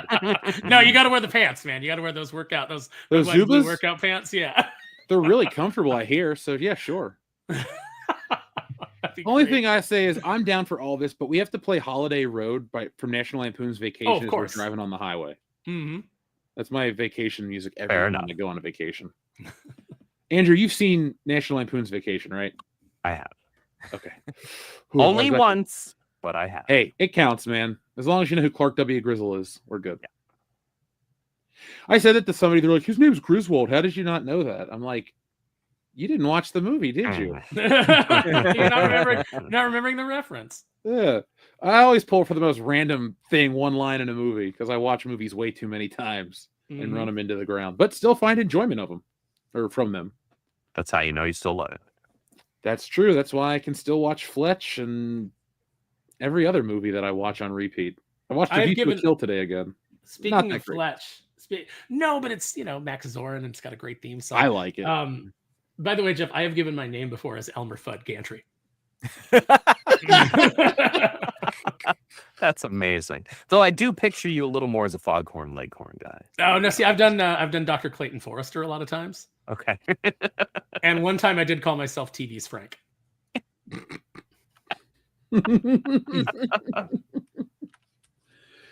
I I'm going to respect it. start giving fake names when I go to places. Have anyone here else seen Confess Fletch? Am I the only one that's seen that one? Sam with John Hamm as Fletch. I meant to watch it, and I just no, I never haven't got seen it. around to it. It's Yeah, I haven't actually seen it. not bad at all. It's a different tone, but still Fletch. Mm-hmm. Yeah, John Hamm does a pretty good job. I wish. This is actually making me think of a fun time back in like, so this is wow, this is just after high school, Andrew. So when I was working for Game Crazy, so they were owned by Hollywood Video Movie Gallery. They're no longer. Oh, I they're remember. gone. Oh, man. You remember? You remember? Me and my buddy, when we would go to get our separate coffee orders, we wouldn't go together. It'd be too sus. But if we'd go to get our coffee orders at the Starbucks that was in our same lot, we would each time like use a different like celebrity name, but like a slight tweak on it. So like one time I said, I told the barista behind the counter, like my name was Thomas Cruise, right? And because I didn't say Tom Cruise, Mm-hmm. They don't think twice about it in that moment. But then when they call out the name, you see the heads turn. Mm-hmm. They're sitting at the table like, what? Here at our local Starbucks? Right? We had a fun time messing with people that way. We would also we were also assholes. We would, if we were at the local In-N-Out, we would sometimes like be in just the right spot and like call out numbers. No, you dick. I would have been so pissed off had you been to my local In-N-Out and be like, number 42. And I go Yep. up there and I'm like, you son of a bitch. Number 23, please. Right? And somebody goes up there and they're like, I'm number 23. And the person behind the counter is like, your number's not ready yet, man. Like, oh, well, what the fuck? It was fun. We were jerks. It's such an it was innocent college. thing, though. Yeah, but it was funny. We had a good time at other people's expense. I would troll people. Well, I once pranked somebody and made them think they were on the show Cheaters. That was my. Oh, shoot. Did you really? Dude, have I never told this story on the channel ever? No. I've never heard this. Not any episode that I've watched. So when I was in high school, I worked at Rallies, and I knew how to use the computer in the back. I was the only person that knew how to use the computer in the back besides the manager. And so you could just it didn't have the internet, but you could like look at everybody's records and this and then. I wasn't trying to read anybody's shit, but there was one guy I would always joke with at work. So I got his phone number, his like cell phone number, and I called him. Or what I do is I would call him and leave voicemails, but then I would call the store when I wasn't working and say I was a producer looking for this guy. And like everybody in the store believed he was on the show Cheaters, including himself, to the point where they thought one of the local regular customers that would drive through in a van, they thought that was Cheaters spying on them. The guy got nervous and quit his job because I basically said, and here's the thing. I used what he told me against him. So he would come into work and be like, yeah, man, we went to the strip club. We were hanging out with this girl and that girl and blah, blah, blah. And when I would call and act like Cheaters, I'm like, were you at one Deja Vu strip club on this date doing this and that? And he like freaked out. He's like, oh my God, they're filming me. The dude was too stupid to realize I'm literally regurgitating this shit. I'm waiting to get caught. I'm waiting to get caught. I never got caught. That was 20 years ago. He's still looking over his shoulder. Cheaters is what? He gave this man a complex for the rest of his damn life. He looks over his shoulder every day. Any white van he sees driving by, that's got to be the Cheaters band. They're still out. Cheaters It's is got to be amazing. the biggest It's not- episode ever because they've been following me for 2 decades. That's right. It's like it's like The Office, where that documentary crew was there for like 8 years. This guy's still being followed by a defunct show, and they're like, "No, we're coming back with this." Yeah, That Joey is Greco came remarkable. back. But Absolutely. yeah, that was remarkable. I've done a lot of pranks, but that's one I'm very proud of. That's You I should won't be proud of remember that how one. much That it- one's funny. That's that's freaking good. funny. That's good stuff. Let's get this piece of crap off the screen. Nobody wants to look at Ray's derpy Yeah. face, but it is kind of funny. It looks like she's puking. Unfortunately, those lasers aren't going through her. So the I one injury understand. she gets on her shoulder. I understand the Ray movie is going to start shooting any day now. Oh, Yeah. And I want a toilet made of solid gold. No, I saw an article today that said Ray is going to be in 4 more movies. Like she's going to be the connective tissue. No. The article was that she signed on for 4 movies that aren't Star Wars. So okay. okay. So it's like they're she's not even going to have the schedule to start that anytime soon. And I'm like, I got news for you. That thing's not starting anytime soon. So no worries. No, the closest Yikes. she'll ever have is a cameo in Starfighter. Yeah. That's too much. Yeah. That's more than I need. That's for Like, sure. It's not the actress's fault. No, but it's not Daisy Ridley's that fault. To her character credit, never anytime needs I've to come seen back. anytime I've seen her in an interview, she seems perfectly amicable. Nothing bad to say about her. She's delightful. She's an Her English character rose. is just non-existent. Yeah, they just gave her nothing to work with. Yeah. She was asking No questions from the disrespect very to her. during the Force Awakens, she was asking questions about who her character was while they were shooting. And JJ's like, don't worry about it right now. It's not important. We'll figure it out later. I'm like, what? Figured it out? Like, yeah. It's, oh, no, you're this, you're that. And done the biggest, and this is an American thing only, because I've been around the world, but I don't know why it is, but and you guys are are too smart to fall for this, but for some strange reason, you think that an accent is hereditary by blood and not by your culture. So you hear a child it's nurture, not like, nature. oh, your grandparent, your father must be English. It's like, well, did they grow up here and just have an English accent? Because that's not how that works. Yeah, Like, exactly. Ray grows up, Ray's presented with an English accent. People are like, oh, she's Obi-Wan Kenobi's granddaughter. Why? Mhm. English accents aren't genetic. Well, script, it's like every black person in Star Wars is related. Because remember, they wanted to make that girl Lando's daughter. It's like, oh, okay. I see what we're doing here. Fine. Yeah, and Lando is the son. Lando is the son of Captain Panaka. Remember the guy with the really bad attitude in Phantom Menace was just negative about everything. Well, remember that guy's only half black, so it'd be like if I fathered a child that looked like Billy D. Williams. That woman would have to be like very midnight colored, but yeah, whatever. Billy D. Williams is 50% Colt 45, and that's why he's still alive cool to this day. I respect that. About maybe 10 plus years ago, he came back to Colt 45 and there was like a promotion with a phone number and you could call. And it was like, if you were the whatever caller, you'd win, but it was a recording of his voice. And I would call that number whenever I was in the grocery store just to listen to it. I thought you were going to tell me that you could call and you would actually talk to Billy D. Williams. He was answering each call. That would be the coolest That's cool. thing ever. I remember his he did a couple of convention surrogates where he was just talking about how he was super disappointed he didn't get to come back to play Two-Face. I was disappointed he didn't get to come back to play. Me too. He was like so jazzed for it. That was the whole reason. I mean, the second reason he signed on. The first reason is that he loved Batman. The second reason is like I get to play the guy that gets half his face burned off. I love that. I can't wait to do that.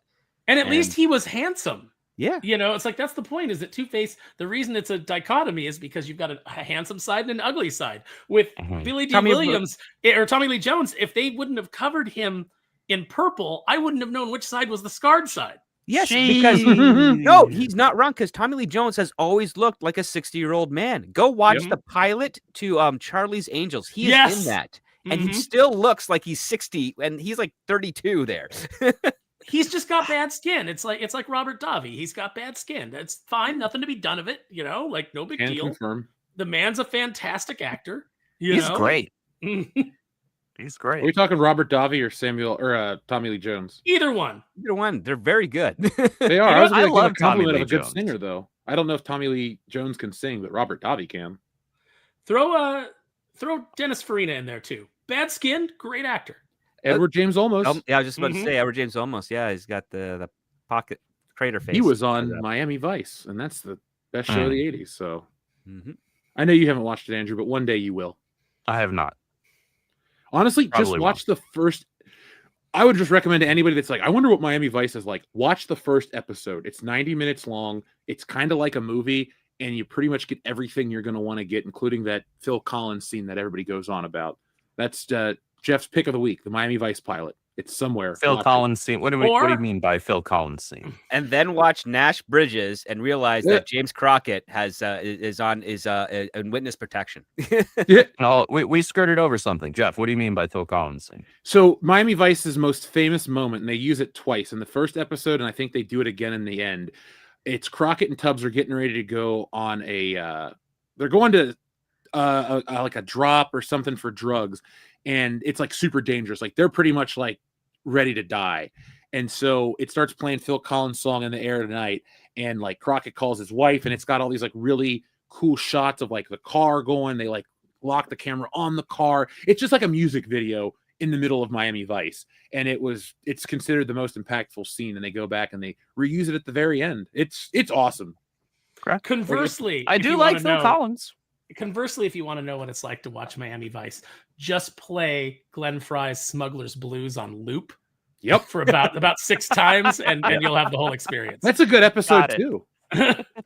Well, there's always like around that time, there was always like a music video in your episode. I remember watching Hunter, and there's a full on like burning down the house by the Talking Heads, and it's just the artist just like setting fire to things while they play the whole song, and and Hunter going like, what am I going to do about this? It's like they used to do that all the time. I always think of the Big Lebowski because they, with the exception of the last few seconds, what condition my condition's in. And that's just a video that's amazing. Yeah. Speaking of hunters that aren't around. Oh, now Andrew, that was your best transition. So folks, we love to joke about how the internet gets up into a tizzy when they have fan casting and they don't get their way. But some people like to make fan casting a political statement. And when they don't cast something that lines up with their ideology, they try to turn it into a whole like anger, hate, whatever campaign. And today I was on Twitter when it was not down, because that Twitter being down was really annoying. And it was down to like 11 a.m. or something like that. I know. I was on Literature Devil's show. We were supposed to be on there at 8:45, but couldn't connect because of Twitter. I was getting ready to text you, like, hey man, if we're not able to contact each other through Twitter tonight, I want you to drop the link to everybody, because I thought you had like emails or something of everybody. But thankfully, it came back. Yeah, there was a big Cloudflare issue. Yeah, Cloudflare was down. It affected all kinds of places. I use Opus Clip, and I couldn't upload any shorts today. So it affected our website, the Rippaverse. Oh, I thought there was a cyber attack, to be perfectly honest. I was like, oh, this is what this is like. Our technology goes down. This is okay. Just waiting for Skynet now. I see, really, Jeff, if I had your Twitter's on Cloudflare, because it was the same day that Elon drops whatever new version of Grok or whatever. So it's like, Grok just became Skynet. It's self-aware. Jeff, Actually- if I had Jeff's phone number, I was just going to text him. A communications disruption can only mean one thing. Well, I'll text you. I'll just put my number in the group chat, and that way we can all Okay. contact each other. Yeah. There we go. I'm actually terribly worried that if you ever feel like your internet is getting throttled, it's probably because AI is starting to spread and it's just taking up all the resources. I have thought that I hadn't thought about the AI spreading, causing the throttling, but I had felt like across the board, the internet and just technology as a whole has been kind of shit in the bed. Not to the point where I'm going to like drop, I'm not using the internet anymore. That's stupid. That, my work is on here. But I have just been so frustrated with it lately. So, Script, you might have a theory.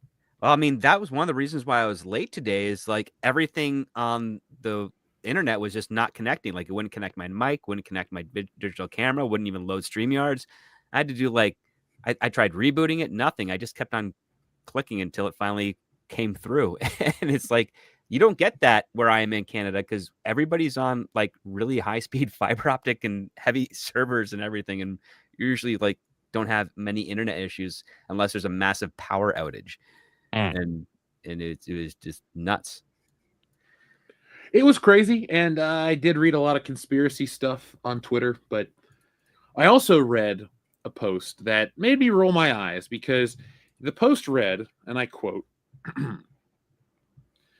Hunter Schafer would have been a better Zelda. Now, I know the story about this, but I then read the comments underneath it, and everyone's like, this movie's dead on arrival, Nintendo's this, all this other crap. Nobody cares about your little Hunter Schafer thing. By the way, keep showing that one picture of Hunter Schafer from that one angle where Hunter Schafer sort of kind of looks like Zelda, and not every other single picture of Hunter Schafer where Hunter Schafer looks like a man.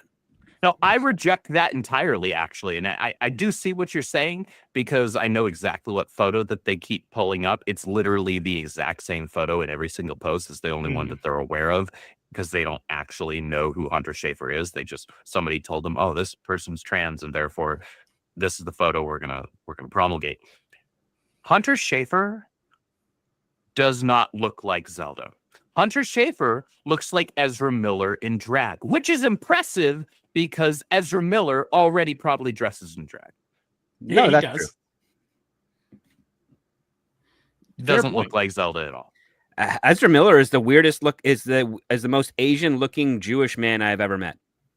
Yeah. Wait, was your wallet and passport still there after you met him? Yes. I was beyond arm's reach because I did not want to get that close. I don't blame you. You don't want to be ensorcelled. ensorcelled. You want to be ensorcelled by the Mad Goose Wizard. That's right. What do you think it's going to take for what's his face, Ezra Miller, to make a comeback, or is it just never going to happen? I don't think it's going to happen. I think he would have to be forgotten. His comeback would essentially be working in very small, low budget independent films because his name can still get lines of credit at banks for production. Which is odd, but you have to be starting a cult. It's like, listen, we want to start a little cult. I think there's some very good names involved in this. Ezra Miller, Allison Mack. I was about to say, did you see she was on what's his face's podcast today? Yeah, Michael and I see people Rosenbaum's. are like super mad about it, and I'm like, I don't necessarily understand why people are mad. Yeah, I know. She was a goon essentially, like a henchman for someone else, and then didn't realize it until it was too late. Yeah, I mean, shouldn't we have conversations about that thing, about those things? Isn't it interesting to get into, like how somebody gets pulled into this, how somebody gets convinced to do this? No, I think that we just need to be like, hey, you're bad, and we don't want to hear your point of view, and that's it. I mean, you can still be like, hey, you did some really terrible things, but like, there's things to be learned from, from this. Yeah, no, I mean that's the thing is it's one of the rare instances where you're able to actually see someone who got manipulated to do horrible things, and then become far more aware as to how horrible they actually were, face the punishment for that, I guess question who they were, their own identity, and then work their way to rehabilitation. Because I think, if I'm not mistaken, she married a guy that was very pro, not Jew. But I think he later learned that he was biologically Jewish. So you're saying you think he was anti-Semitic and then found out Yeah, he was Jewish? he was the biggest of the anti-Semitics in, I can't remember where, somewhere in the United States. Like so big that he probably could have grown that famous square mustache that nobody's allowed to wear anymore these days. And then John the Jameson's not that bad of a guy. and then he turned over a new leaf, and then I remember hearing a story, I think it was like earlier this year, that Allison Mack's husband, who used to be this, found out that he was Jewish. I don't see that's interesting to me because I don't understand how you develop such a level of hate where you're like, I hate this entire group of people based on I assume their behavior.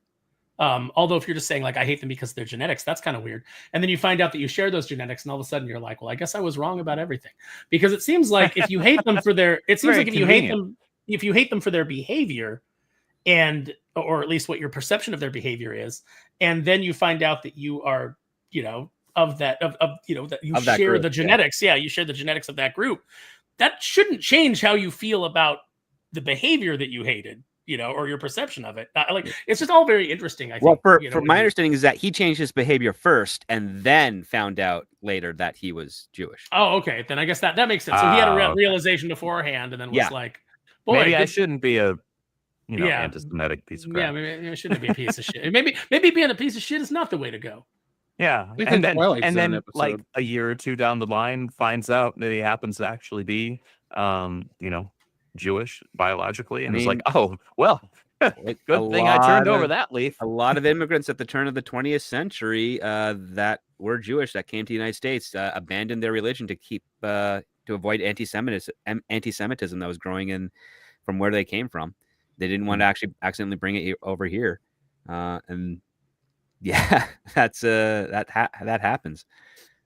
I mean, when you come to the United States, I kind of agree with the Garth Ennis approach where he says like, culture, history, what is that? Something that, you have to think is important because your parents told you it was important.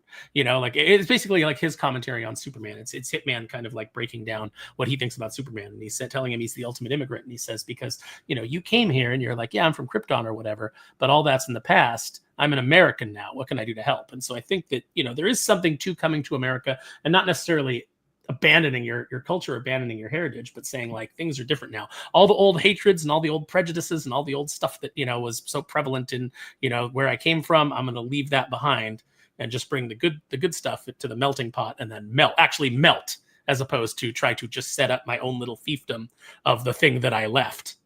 Oh yeah, like, it's all about bringing the best part in there, like your stories, your music, your culture, your food.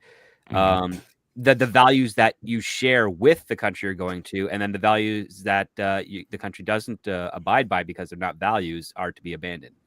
And and then you can't claim a cultural appropriation because you came and you melted and it's now all part of the whole. And you brought it here. That's right. You brought it here, and now we all get to share in it. And if I want to celebrate Hanukkah, I can celebrate Hanukkah. And if I want to, like I want to do this other thing, or I want to, bring I want to celebrate Day of the Dead or whatever it is, whatever culture. By the way, Passover is more fun than Hanukkah. Yeah, there's more drinking. There's a lot more drinking. Yeah. The other part, I also enjoy Maurice LaMarche. Famous Canadian voice actor Maurice LaMarche made several posts like on X and Twitter and other things over the years saying like, you left there because there wasn't good and you came here because here was good. So contribute to make here still good and forget what made and abandon what made there bad. Like he's basically just saying like, if you're an immigrant, that's your start over moment. Like just cast off all the stuff that made you want to leave.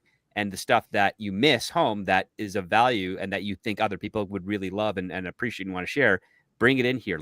And they will decide if it's good. You don't get many people, especially like, I guess Maurice LaMarche's kind of mid-tier because people know his voice, but they don't know his name. Like he did The Brain for Pinky and the Brain and does some like the best Columbo impressions I've ever heard. I had a weird moment with him at Emerald City Comic Con because we'd run into each other and we'd talked multiple times at other shows. And I guess just in that moment, we're both standing waiting for an elevator and we're looking at each other and we recognize each other, but we don't know from where. And so we just kind of like suspiciously kept looking at each other, like, and just like if we made eye contact, just kind of like, hey,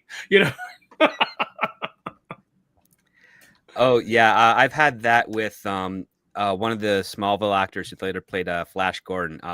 gosh, what the heck is his name? Eric something. Eric Johnson. Yeah, Eric Johnson. I keep running into Eric Johnson. And we always have that moment where like, I know you. And we don't know where, because I never worked with him on Smallville. I never worked with him on Flash Gordon, but I have friends that worked with him on Flash Gordon. And I always would bump into him between productions. And we'd be like, oh, hi. And then that would be it. But it's almost like that scene in Hot Shots Part 2 where Martin Sheen and Charlie Sheen are crossing past each other and be like, I love you in Wall Street. Yeah. Like it's just that type of moment where it's like, I know you, but we haven't been formally introduced. We crossed paths, which is weird. And then conversely, like I've got a similar situation with Alan Richardson where we've been introduced once. And then we'd always like cross paths. And even when I was working on Reacher, I was working on days where he wasn't shooting. And then I'd be on there on a day where he was shooting and be like, hey, are you working today? I'm like, I'm consulting. It's like, am I seen? No. Like he's like, good. and that's it. And it's just, I'm always intimidated by him because every time I see him, I'm like, yeah, I got to go back to the gym. Just the dude's built like a brick house. Yeah, that's for sure. He should play Big Dumb Batman. I wanted to play Booster Gold because I think he'd have the most fun with it. Because I've seen him in that Valley Blue State comedy show, and he's really good. And plus, he also was on a couple episodes of Brooklyn Nine-Nine as like the young Hitchcock. he knows how to do comedy really well. And it's like, I'd want him to play Arthur Curry. Actually, well, he has. Oh, I know he has. That's part of the reason why. Yeah. You know who would have been a great Booster Gold if they would have got him at the right age? Would have been Nathan Fillion. I was just going to say that. Yep. Young Nathan Fillion would have been the perfect Hal Jordan. He would have been so many perfect things. It's funny that you could be the perfect Hal Jordan and a great Guy Gardner. Oh, I understood why everybody was like, no, he should be Hal Jordan. But it's like, I can't think of someone who could be a better Guy Gardner than Nathan Fillion. While still somehow being likable, even though you're the least likable Green Lantern ever. Yeah. Yep. No, you think he's less likable than Gnort? He's less likable than everyone. Okay. I hate Guy Gardner. I cannot stand him. It's the haircut. Just say it. It's not just that he hasn't had that haircut. He hasn't had that haircut in a long time. Yeah, his design is actually, once you get rid of the stupid bowl cut, his design is great. Like I love the jacket; it's super unique. And there are cool things about him, but I don't like his character. I really don't like his character. But credit to Nathan Fillion, he did a great job playing him. Yeah, I would watch a Justice Gang movie. Yeah, I'd watch a Justice Gang episode on HBO Max. How about that? Guy Gardner's in the Lantern series, and apparently he drops the F-bomb more than any show has ever dropped the F-bomb before. Why do we Guy need Gardner? And I'm like, we don't need that. That seems like James Gunnery's to me for no reason whatsoever. I need to know how clever it's going to be done, because you can't just say we're dropping it the most ever. Like, and if it's Nathan Fillion doing it, this is the guy who, when he was working on Firefly, when he was working on Buffy, when he was working on The Rookie, would always have ideas to make something better, and they always end up paying off. Yeah. And it's like, he's not going to do something that he doesn't think works unless he can figure out the best way to do it. And if he's dropping all these F-bombs, I want to see the clever ways he has acted for it, because that's going to make it actually important, as opposed to just abusing the fact that you're on HBO. Well, it's like Steve Martin in Planes, Trains, and Automobiles. Where he has that whole scene where he's like, I don't effing care for the way your effing company left me in the middle of effing nowhere with effing keys to an effing car that wasn't effing there. Like, it just builds and builds and builds until you get to the punchline of her going, oh dear, and him like, what? And she goes, you're effed. Like I threw the receipt away. Yeah. That is a great scene. Oh, it's a great movie. Mm. Have you guys ever John Candy thing yet? Oh gosh. I've seen parts of it. I can't get through it because it's so heartbreaking. Because I grew up around friends and relatives of John Candy. I never got to meet him. He passed away when I was a kid. But all throughout the entire 90s, and as I was getting into the industry, all I would get is like stories like, oh, John used to do this, and these were the fun things that he would do. And he knew this one kid in his neighborhood that kept on getting teased, so he decided to take that kid's name and make a really endearing character with him on the stage at Second City. and just to help that kid out and give him some confidence. And you're like, man, he was such a good guy who cared so much about other people, but he just had, some other issues too that just led to, his sad premature passing too. I got to prepare to watch that. Just like the Christopher Reeve one that came out last year. Yeah. I was like, I don't know if I'm going to be able to watch this one. There's a brilliant sketch that John Candy did on a short-lived sketch comedy show where he is a food repairman. So I'm sorry, what? Unless we're talking removing the pineapple off of the pizza, I don't understand how you're repairing food. Oh, see, you're gonna get into it with neurotic now. I don't give a damn. Pineapple does belong on pizza. It's so good. Thank you, Jeff. Really Thank is. you. Yes. You are all wrong. A little and bit of that's barbecue okay. sauce, maybe some diced chicken and mushrooms. Jalapenos. Andrew, come on. Yeah, the jalapenos with the pineapple, the sweet and the heat. Yeah, that's man. a winning combo, my friend. It is. You just got to try it. No, for instance, like the food. I don't want to spoil too much of it, but let's just say a part of a birthday cake is damaged, and he gives an estimate of how he'll fix it. Yeah, it's a brilliant concept, especially when he's like how many days it takes him to do it. Ridiculous. He and Phil Hartman are probably the two deaths that affected me the most when I found out about them. Yeah. Same, and Chris Farley. I was bummed out when he died, but Chris Farley was hilarious. I would always joke though, if I could bring back any dead celebrity, it would be Chris Farley. But the older I got and the more I learned about the way he lived, I think it would have been Phil Hartman, because I mean, it wasn't a vice that took Phil Hartman away. Well, luckily I don't have this power or that judgment. Yeah, it was his wife's vice. That's the thing. Like, yeah, he was a victim of that. And you hear all these great stories about all these dudes. You don't have to like the person to like the art, and not everybody that's an artist has to be this perfect whatever. But it's nice. The ones that people I think stick with forever are the ones that were actually genuinely good, like a John Candy or a Phil Hartman. You just hear these stories and you're like, it's a tragedy what happened to them, but look at all they brought and look at all the happiness. And then you hear about how like John Candy would look after Macaulay Culkin. He would ask him, is he okay on Uncle Buck and stuff? Because apparently his dad was a shit. Yes. Like, you just hear all these things and you're just like, yep, this dude was caring about everybody. And, those kind of people are rare. It's an unfair world when we lose John Candy, but we still have Steven Seagal. Yeah. I mean, Steven Seagal, he cheated on Kelly LeBrock. Like Jenny McCarthy tells that story about like her going in for an audition on a movie that didn't even have any nudity in it, but he was like, I'm gonna need to see you without your top. Number one, it's not hard to see Jenny McCarthy without her top. She was in Playboy. You can look it up online. But the fact that he's that kind of guy. And every story about Steven Seagal is just what an unrepentant piece of shit he is. And that guy gets to weigh 400 pounds and still do movies where he's like, I'm doing martial arts, but I'm in a chair. I'm going to be in a chair the whole time. You just kind of grab a guy, go like that.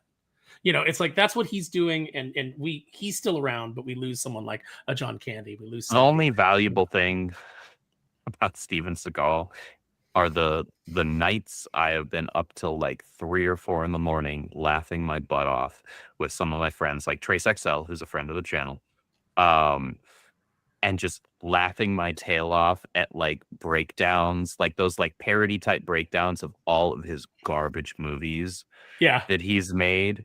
Right. I can't for the life of me remember the name of the channel, but I've spent so many nights up late watching those with friends, and like that's funny. I get value out of that because you're laughing at something that's absolutely absurd and like the most piss poor quality you could possibly think of. But him as a person, nah, I'm good. The best part of his career is Tom Segura's stand-up bit about his career. About seeing him on that cop shit. I've been a cop for he's just talking about how he's like, no matter what it is, it's like, you see this helicopter? Yeah, it's a blah, blah, blah, blah. And it's like, how do you know that? I've been flying helicopters for 40 years. It's like everything is just, I've been for 30 years. Just an expert in everything.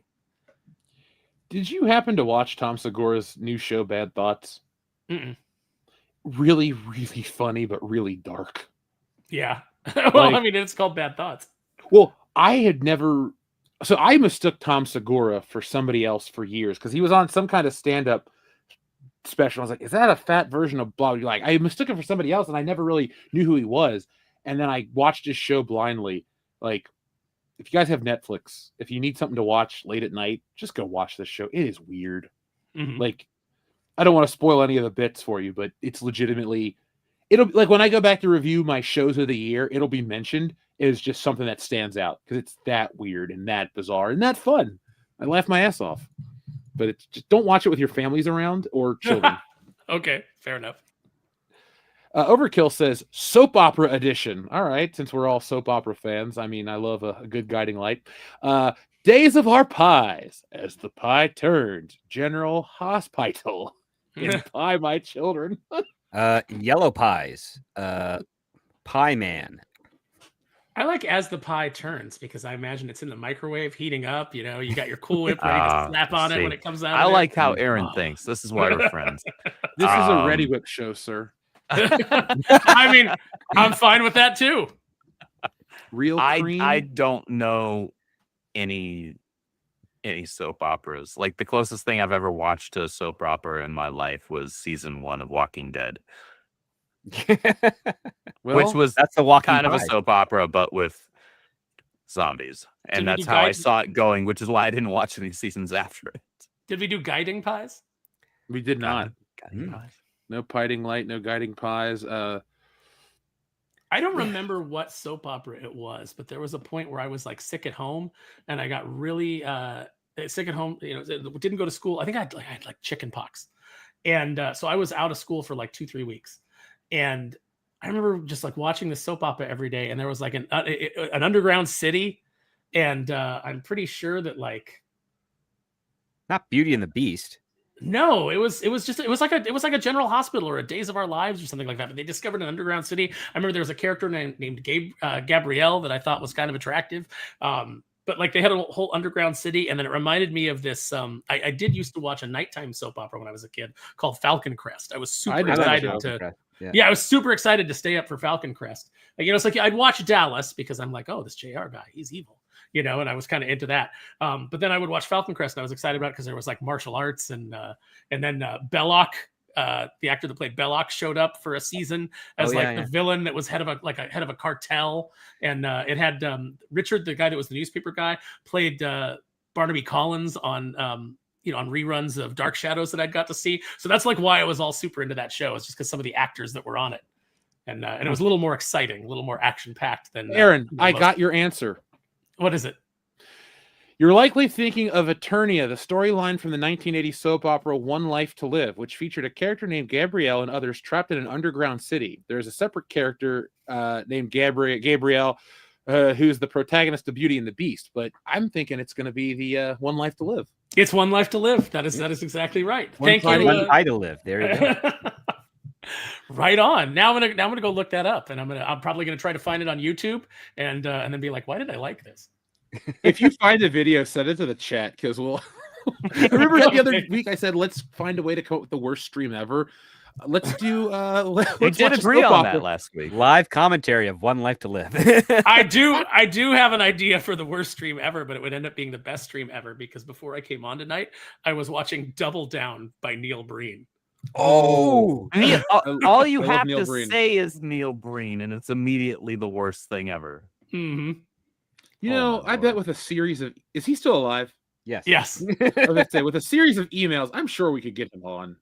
Like I would love to get him on and just like not insult him, not be me, but just ask him like, what's your process? I'd love to have script, just like go in with all of Script's knowledge, just go in and like really dissect the process of Neil Breen.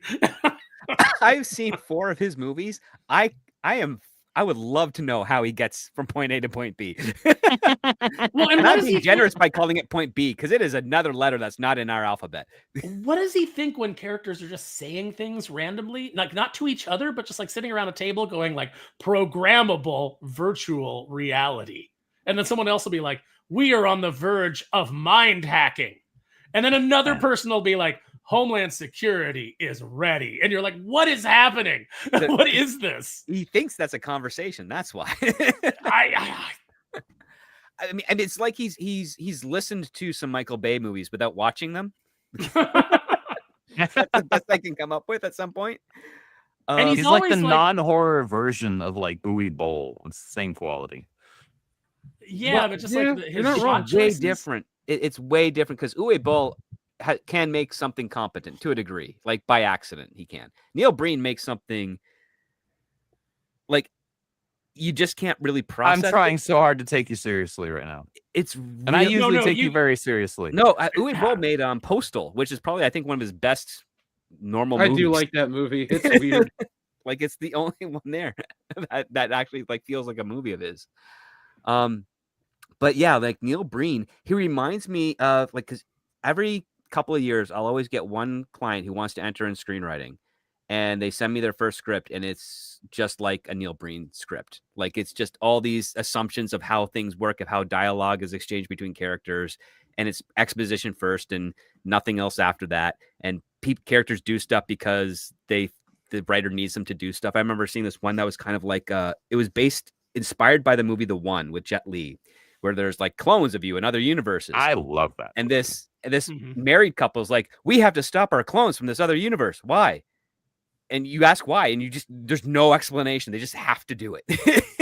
No, and all of his movies are just like weird stream of consciousness. He's always like hacking into government systems to, expose corruption, but he's like a book author, but then he's also magic. And like none of these things ever connect in the movie. And you're just always waiting for like something to happen that goes, oh, I understand now why these things are happening. But it never does. It never. It's The one where he's got a twin. Couldn't Oh, tell you yeah. what's going on. And the twin has like a really bad beard. Like his composited shots are awful. He doesn't line things up. Like he'll use backgrounds, but he doesn't like do things at the angle of the background. Like it's just, and he should have accidentally gotten better by now. Like, but he's still just His as production bad. quality looks like early YouTube.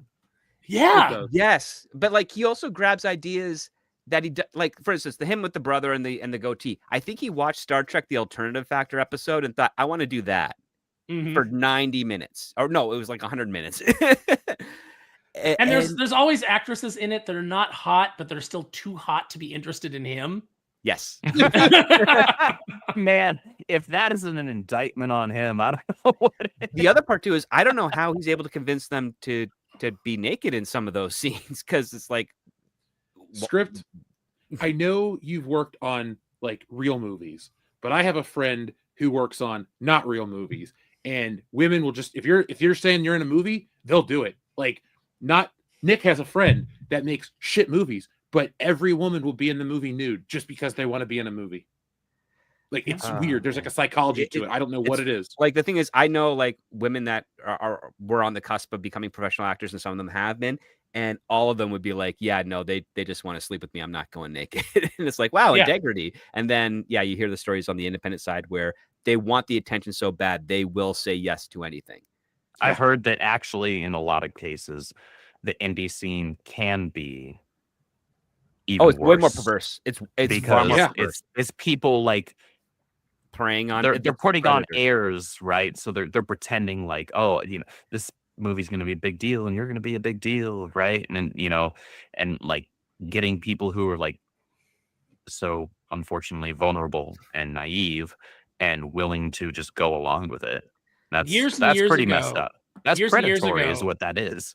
Yeah. I mean, years and years ago, there was this really fat toy dealer. He was like 350, 400 bills. And he would brag in the toy groups about how he'd pretend to be a porn producer and get these girls to audition with him. And Wow. yeah, it's like there's just the That's desire for evil. any kind of fame.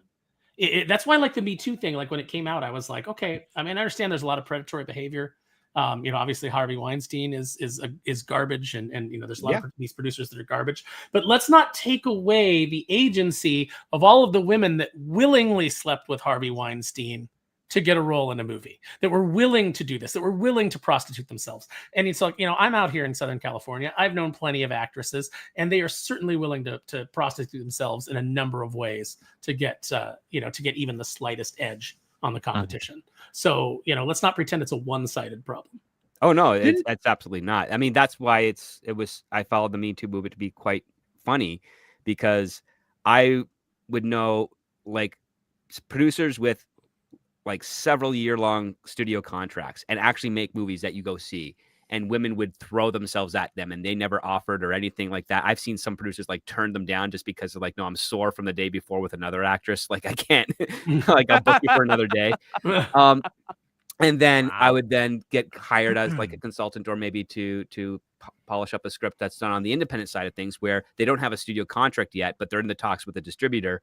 And all they're doing is they're like, yep, so we're going to audition these girls here. And we want to make sure that, and it's like the producer's like, I want to bed her. Like, and not just saying like to casters, like, no, that's my goal. I'm going to cast her just to bed her. She's a terrible actress, but she's hot and I want to sleep with her. And it's like, dude, you're risking not just other people's money, but also your own to get laid. You're the reason this industry sucks. Like, and the independent stuff gets so much scrutiny on it because of all the skeevy stuff that's going on. And why?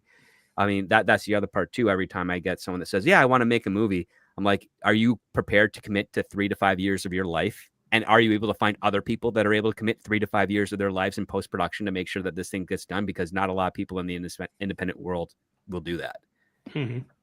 And they are like, yeah, for sure. I'm like, okay, great. I get my money. I do my part. And then I'm done, because I don't have to be, as a writer, I don't have to be there for the whole thing. And then what happens later is like, oh yeah, we ran out of money and our editor left, and our Foley operators decided to work on another project. And yeah, it's just going to sit on the shelf for the rest of time. You're like, yeah, that's what happens, man. now I have to ask Nick some more stories. I'll tell you off air, guys. I'll tell you off air. Okay. All right. I'll take your word for it. So,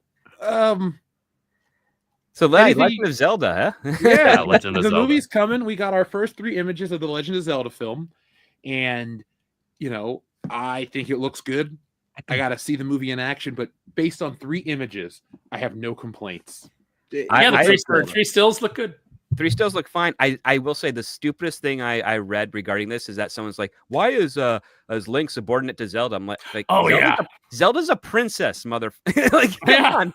Like, what else? Are you not aware that knights and Link isn't even knighted? Like, no, at least not in most continuities. Only in Twilight Princess would he be even close to a knight, but it's the dead Link that's a knight. Yeah, it's literally his ancestor, right? It's Ocarina of Time one, yeah. That's what that is. Exactly. I'm super. Jeff, I know you're a huge Legend of Zelda fan as well. I'm very pleased so far with the screenshots that we've seen. I think that the castings, and forgive me, I'm horrible at remembering actors' names, and even I don't worse know these remembering people either, dude. those who I've never seen before as well. Honestly, it's a miracle I can remember like Tom Cruise's name, and that's only because I've seen so many of his movies.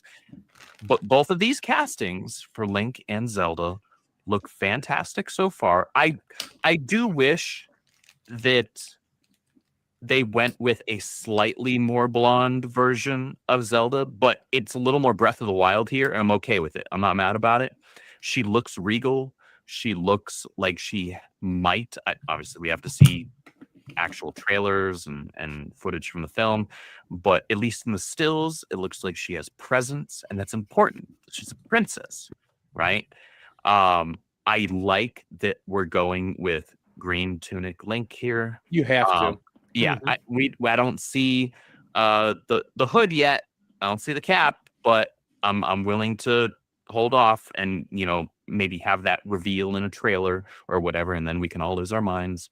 I'd lose my mind if his sword had an energy blast like in the range weapon of the very first Zelda. It's not just in the very first Zelda, but yes, it is in that one for sure. I mean, they've changed it in other Zeldas and then got rid of it in some other ones, which always bothered me. It's like, that's so cool. It's a sword that you can stab people with and then shoot them from really far away at the same time. That's awesome. Why would you ever give up that It's mode? a fantastic ability, and I'm a fan of it. It only works when you're at full health. That's right. It makes it even better. But I do love it. And so far, I mean, I'm super happy from what I'm seeing. I've seen like stupid takes. We covered What's the worst take you've seen? I love to hear those. Okay.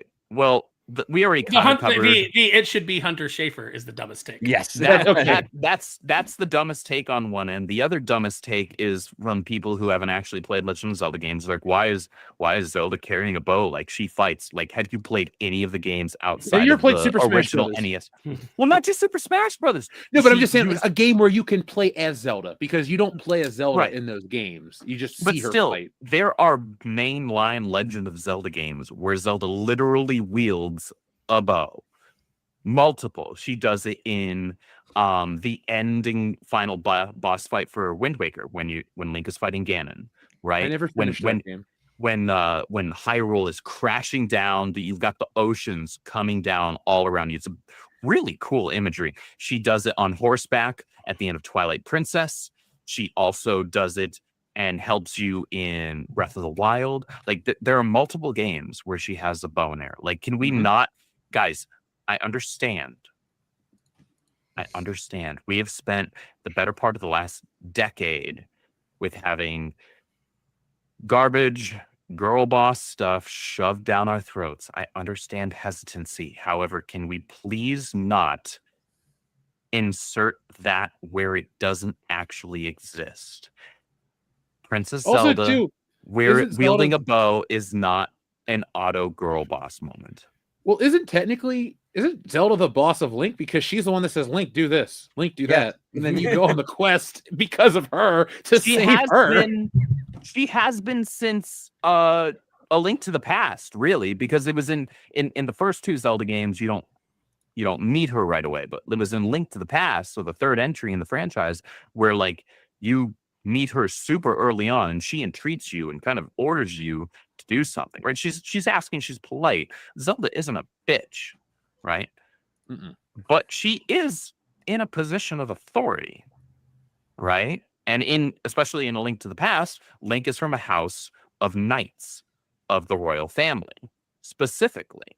So I reject it. Obviously, I understand, like I said, hesitancy in this day and age. However, Nintendo so far has done a good job with the first Mario Brothers film. I have high hopes for Mario Galaxy. I'm super excited for that. And so far, I haven't seen or heard anything regarding this film that leads me to be worried in the slightest. I think being worried, how do I want to say this? Being cautious is understandable and reasonable because it's 2025. However, I think being genuinely worried is a bit too performative and unnecessary because we haven't seen anything that gives us reason to do that. Well, on top of that, it's also 2025. And remember, the good movies that we're seeing now that have come out over the last couple of years, where those decisions were made 3 years prior. Yeah. And so they've already figured out that, we're not doing that stuff anymore. So now we have something that's built in current days where when it comes out next year or the year after, it's going to reflect, a little bit of like that mentality of that time it was filmed, but it's already a way better situation now than it was 4 or 5 years ago. Yeah. What's the over under on us getting the it's dangerous to go alone? Take this. It'll be in the movie for sure. So here's it's gotta be, right? I'm trying to not be a hypocrite with this because I saw a tweet from like it's not an account that I follow. I forget the name of them, but it was some account that had like millions of followers. And they said, please let this have the excuse me, princess line from that garbage, abhorrent animated series from back in the day. Yeah, I said, I'm sorry. I quote retweeted it. And I was like, I'd rather the movie take itself seriously enough to not reference an absolutely horrendous adaptation. Can we please not do that? However, the it's dangerous to go alone line, if utilized well, I think that has its place. I'd rather, as opposed to the excuse me, princess, I would be less irritated if someone in the Link movie or in the Zelda movie said, "I'm the Juggernaut, bitch." I would be less irritated with that reference than I would the "Excuse me, princess." I do think there is a now in pop culture. I think the "It's dangerous to go alone." Too many hack writers have put that into things, but in this movie, I think it can fit, and I think it could be done well. It has to be placed perfectly, though. Otherwise, it's just going to feel like wink, wink, nod, nod. Oh, hey, we know about the meme. We know about the thing from the first game. Like, I don't want it to come across that way. If you put it in tastefully, I will be here for it. And I will be like, thank you. You referenced the very first game I ever played. I've never used it in a script, but I've used it a lot in life. But it's always when I'm handing a friend something like a kitten. It's dangerous to go alone. Take this. I only have one hesitation, and it's not big. I just don't want to watch a movie with the two of them the whole time. Like, I know that in the last one, Zelda plays a bigger part in the gameplay, and that's fine. I don't want every game to be the same. But like for a Zelda movie, I kind of want to see Link on his own going through dungeons and it kind of being dark and a little bit scary. I feel like if he's always got somebody to play off of, it kind of takes that away. Plus, that's really not the Zelda experience. Like, I don't want them to be too literal with, well, Zelda's in the title, we have to make her a main character. Like, she should be the second. I'd say she should be the third most important character after Link and Ganon. A lot of producers are like, "Oh, Legend of Zelda shows she's the main character." It's like, no, you're not getting what it is.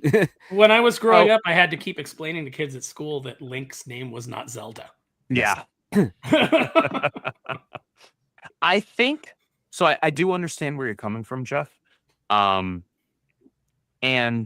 I think if I had the choice, I would rather it be like a minimal early on interaction, or maybe at some point in F2 where we see the two of them together for a decent amount of time. I would prefer it to be primarily Link as the focus. However, I think cards as dealt, I think what they're probably going to end up doing is going to be going for a bit more of a almost Lord of the Rings Fellowship feel. That's just my guess. I actually hope I'm wrong, because I would rather, like you, prefer the focus to primarily be on Link for the bulk of the film. But as long as they write Zelda well, and they still have the same kind of beats and character beats as the games, when the games have something resembling a decent story, not all of them do. Fair point. I think that they could pull it off very well. Again, I'm trying to base this off of looking at it with the I'm trying to look at it through the lens of what we've actually seen out of Nintendo in the last few years when it comes to movie adaptations of their material. I'm trying to not look at it through the lens of information we don't have. So I could look at it through the lens of, oh, Nintendo's absolutely going to go woke with this, and Zelda's going to be a girl boss, and blah, blah, blah, blah, blah. Well, I don't have reason to believe that, because they haven't done that so far. They didn't do that with the Mario movie. They had Peach kicking butt in a few scenes, but the movie was a story about the brothers. And the brothers had the ultimate like finale takedown of Bowser. And it was an amazing scene. And I wanted to stand up in my seat in the theater when they got the Power Stars, and then kicked his ass. And I was like, this is everything right now. So far, the only logical lens to look at this through is with that of they're going to respect the fans of this property. I could be proven wrong. I'm willing to be proven wrong. I hope I'm not proven wrong. Well, this movie's been in the works for over 25 years. Like that's people have been asking for a live action Legend of Zelda for quite a long time, right? And so if we're not going to count Legend, then this is what we've got. And so, dude, in the 90s, I wrote a letter to Nintendo Power telling them I wanted a Zelda movie. So it's been a while. They've been trying to make it, and there's a lot of people that have gotten pretty close, and then everything just kind of falls apart. And so I'm hoping that this one, pays off. I love any story where you're in and you're pitching to a Japanese company, and all of the Japanese members stand up bow, and then leave, and you have no idea what that means. Oh yeah, I've had a couple of those. I actually think one of them I did literally go into the wrong office. Oh wow. Jeff, I know you're a big Legend of Zelda fan like I am. My thoughts are that I think they're going to try and blend a lot of the atmosphere and characterization from the Breath of the Wild and Tears of the Kingdom entries into this film, because that's what's been like the most culturally relevant lately, even though they're the least Legend of Zelda games that I've played in recent years because they're just big, empty, open worlds. There are good that's a little disingenuous. There are good stories in there if you're just focusing on like the story missions. I agree. What do you think they're going to lean into? What do you want, Andrew? You want a top-down film where we're just watching, like we're Yes, just I just filmed by a drone? I want That's a an Ang Lee prettier version of Legend of Zelda. That's what that is. I want a prettier, like slightly larger, like Twilight Princess tone Legend of Zelda. Yeah, That's and- what I want. See, I want very European, like I just basically want them to do like Lord of the Rings, but with a Zelda paint of coat. Yes, I said that the right way. Yeah. No, but realistically, I would like, if I was making this movie, it would be, I'd probably do either the original story, or Ocarina of Time. I don't think I would do Link to the Past. I know everyone's like, oh, Really? Link to the Past is the best Oh, one. I don't think Link to the interesting. Past is the best one. I think the Ocarina of Time would make a better movie series because you could do. Well, you could like- have young Link and 17-year-old Link in that one. And it can end, and you can end the second one on a dark cliffhanger, and then you can go in and close it out with this epic finale. Because the thing I don't want them to do is this version of Zelda. The first thing I said when I saw this posted, besides, oh, this looks fine, is I guess traditional Zelda's dead forever. Because when this becomes the norm and everybody thinks that this is what Zelda is, Nintendo will never, ever make another dungeon-based classic Zelda. And I I'm think not the okay with that. success of Tears of the Kingdom kind of solidified that already. If this doesn't put the final nail in the coffin anyway, right? Because like I'm one of those, I'm like you, I like dungeon-based Legend of Zelda. And while I don't mind a larger world, if you're just going to give me a couple of like really weak puzzle-filled pseudo dungeons, and then like, oh, here's 150 like mini dungeons, like that's, I don't know. I don't look at that and see Legend of Zelda. I like my big sprawling dungeons that take me a couple hours to get through if they're done well, and are fun and have a lot of places to explore. I want better boss battles too. Yeah, and better boss And battles for For sure. for the love of God, stop with the weapons breaking. Nintendo, that was Oh, the dumbest thing you added to Weapon Zelda. degradation was awful. Other than Absolutely that, like awful. I'm pretty okay with the new versions of Zelda. I bought a Switch on day one to play Breath of the Wild. I absolutely loved that game. And when They I first run moved back great from on the Switch California, too. I got whatchamacallit, the Tears of the Kingdom, and I played the hell out of that, and I liked it. But I thought that game was a little lazy because it was the same map with just an added upstairs and downstairs, and it took away. And I also I like the exploring to a degree. I don't want the game to be exploration. Like I like Ocarina of Time because it's got a clear narrative, but you can get lost exploring. You can't, or at least we were able to when we were, 9 and 10 years old. Dude, I would load that game up and I would just call my horse and I'd ride around the field. And then I would go up to the mountains and do this. And that was, to me, I would like, ride even though it's around on technically- Epona. Yeah. That's how awesome. I play Red Dead 2. I've never completed the story because Same. I just ride off into the hills and I just do cowboy stuff for hours. Are you going to get Yeah. the remaster that's coming out? I might. It would give me an excuse to play through it again. See, I'm thinking about it because my PS4 is not what it used to be. And also, too, I guess I have lost my patience because that thing takes forever to load. And so I already own Red Dead on the PS4, but I'd rather play it on the Xbox where it'll load faster and look nicer. But I just don't want to reward Rockstar. Oh, that's right, because yet. you have a Series X, right? Yeah. Yeah. They just gotta The put out newest Grand system I Theft have Auto. is the Switch 2, which isn't as powerful as the Series X or the PS5 for that matter. It's coming out on the Switch too, though, Andrew. Oh, is it? Okay. Yeah. I will say the Breath of the Wild and Tears of the Kingdom run and look very, very good on the Switch too. It kind of honestly, it's one of those cases of like, oh well, this is probably how this game should have looked and run when it was launched initially, right? I It's would a typical Nintendo marching to the beat of their own drum, and the beat of their own drum is a full song behind. That's just kind of what they do. well, I like you said, they did a good job with Mario, but I don't know. We'll see with Zelda. It's too early to call anything, but I am looking forward to the meta narrative around the film because that's always going to be the best. I want to Everyone's see gonna be who reading they into get it. to play Ganon. Or He'll be black. Ganondorf specifically. I don't know. I I've mean, seen a he couple can of women be- that look just like Ganon. They should get them. I agree. The chick that is in Wicked that plays was it Alphaba? Oh, Cynthia Erivo? No, she doesn't yeah. look mean enough. She's too small. She'd need to eat a few sandwiches. But she's got the nose.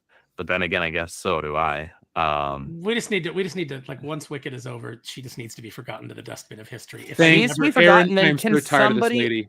I'm pleading with the internet, with Hollywood, with the woman herself, Ariana.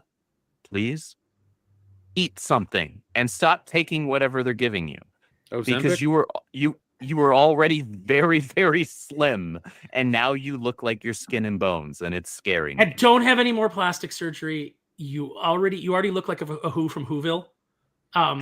Now, granted, you're a very cute Who from Whoville, but you still look like a Who from Whoville. And have you seen the interview where she's talking about like I was like, is this real or is this AI? Where she's talking about how she went to the Brighter Days clinic and they had the memory erase. She had the memory That erasure was done. from last year. Yeah, I Is remember that real? That's real. I haven't seen that. I don't know if they really did erase her memory or just give her a bunch of drugs and she blacked out. But yeah. Wait, that's a thing you can do is have your memories erased? Well, there's electroshock therapy, which can damage your brain and give you gaps in your memory. I know that. That's how what Harvey Weinstein would do to actresses over the years. Oh just to make yeah, sure I that, believe that. they couldn't talk. Holy crap. That's scary, man. Yeah, but I think that's from the interview from the first Wicked Part 1 that she did that. She just was rambling, and then people ushered her away because I don't think she was supposed to be talking about that. There's first all kinds of things you're interview. not supposed to be talking about. Like that whole relationship between the two of them. There's something weird going on there, and it's like I'm like, is this witchcraft? Is this like what is this hold? So Cynthia Erivo is a vampire, and her latest prey is Ariana Grande. And she's a succubus. She's like her familiar or something. Like there's just some sort of thing going on there. That's scary. Get that woman away from my guilty pleasure.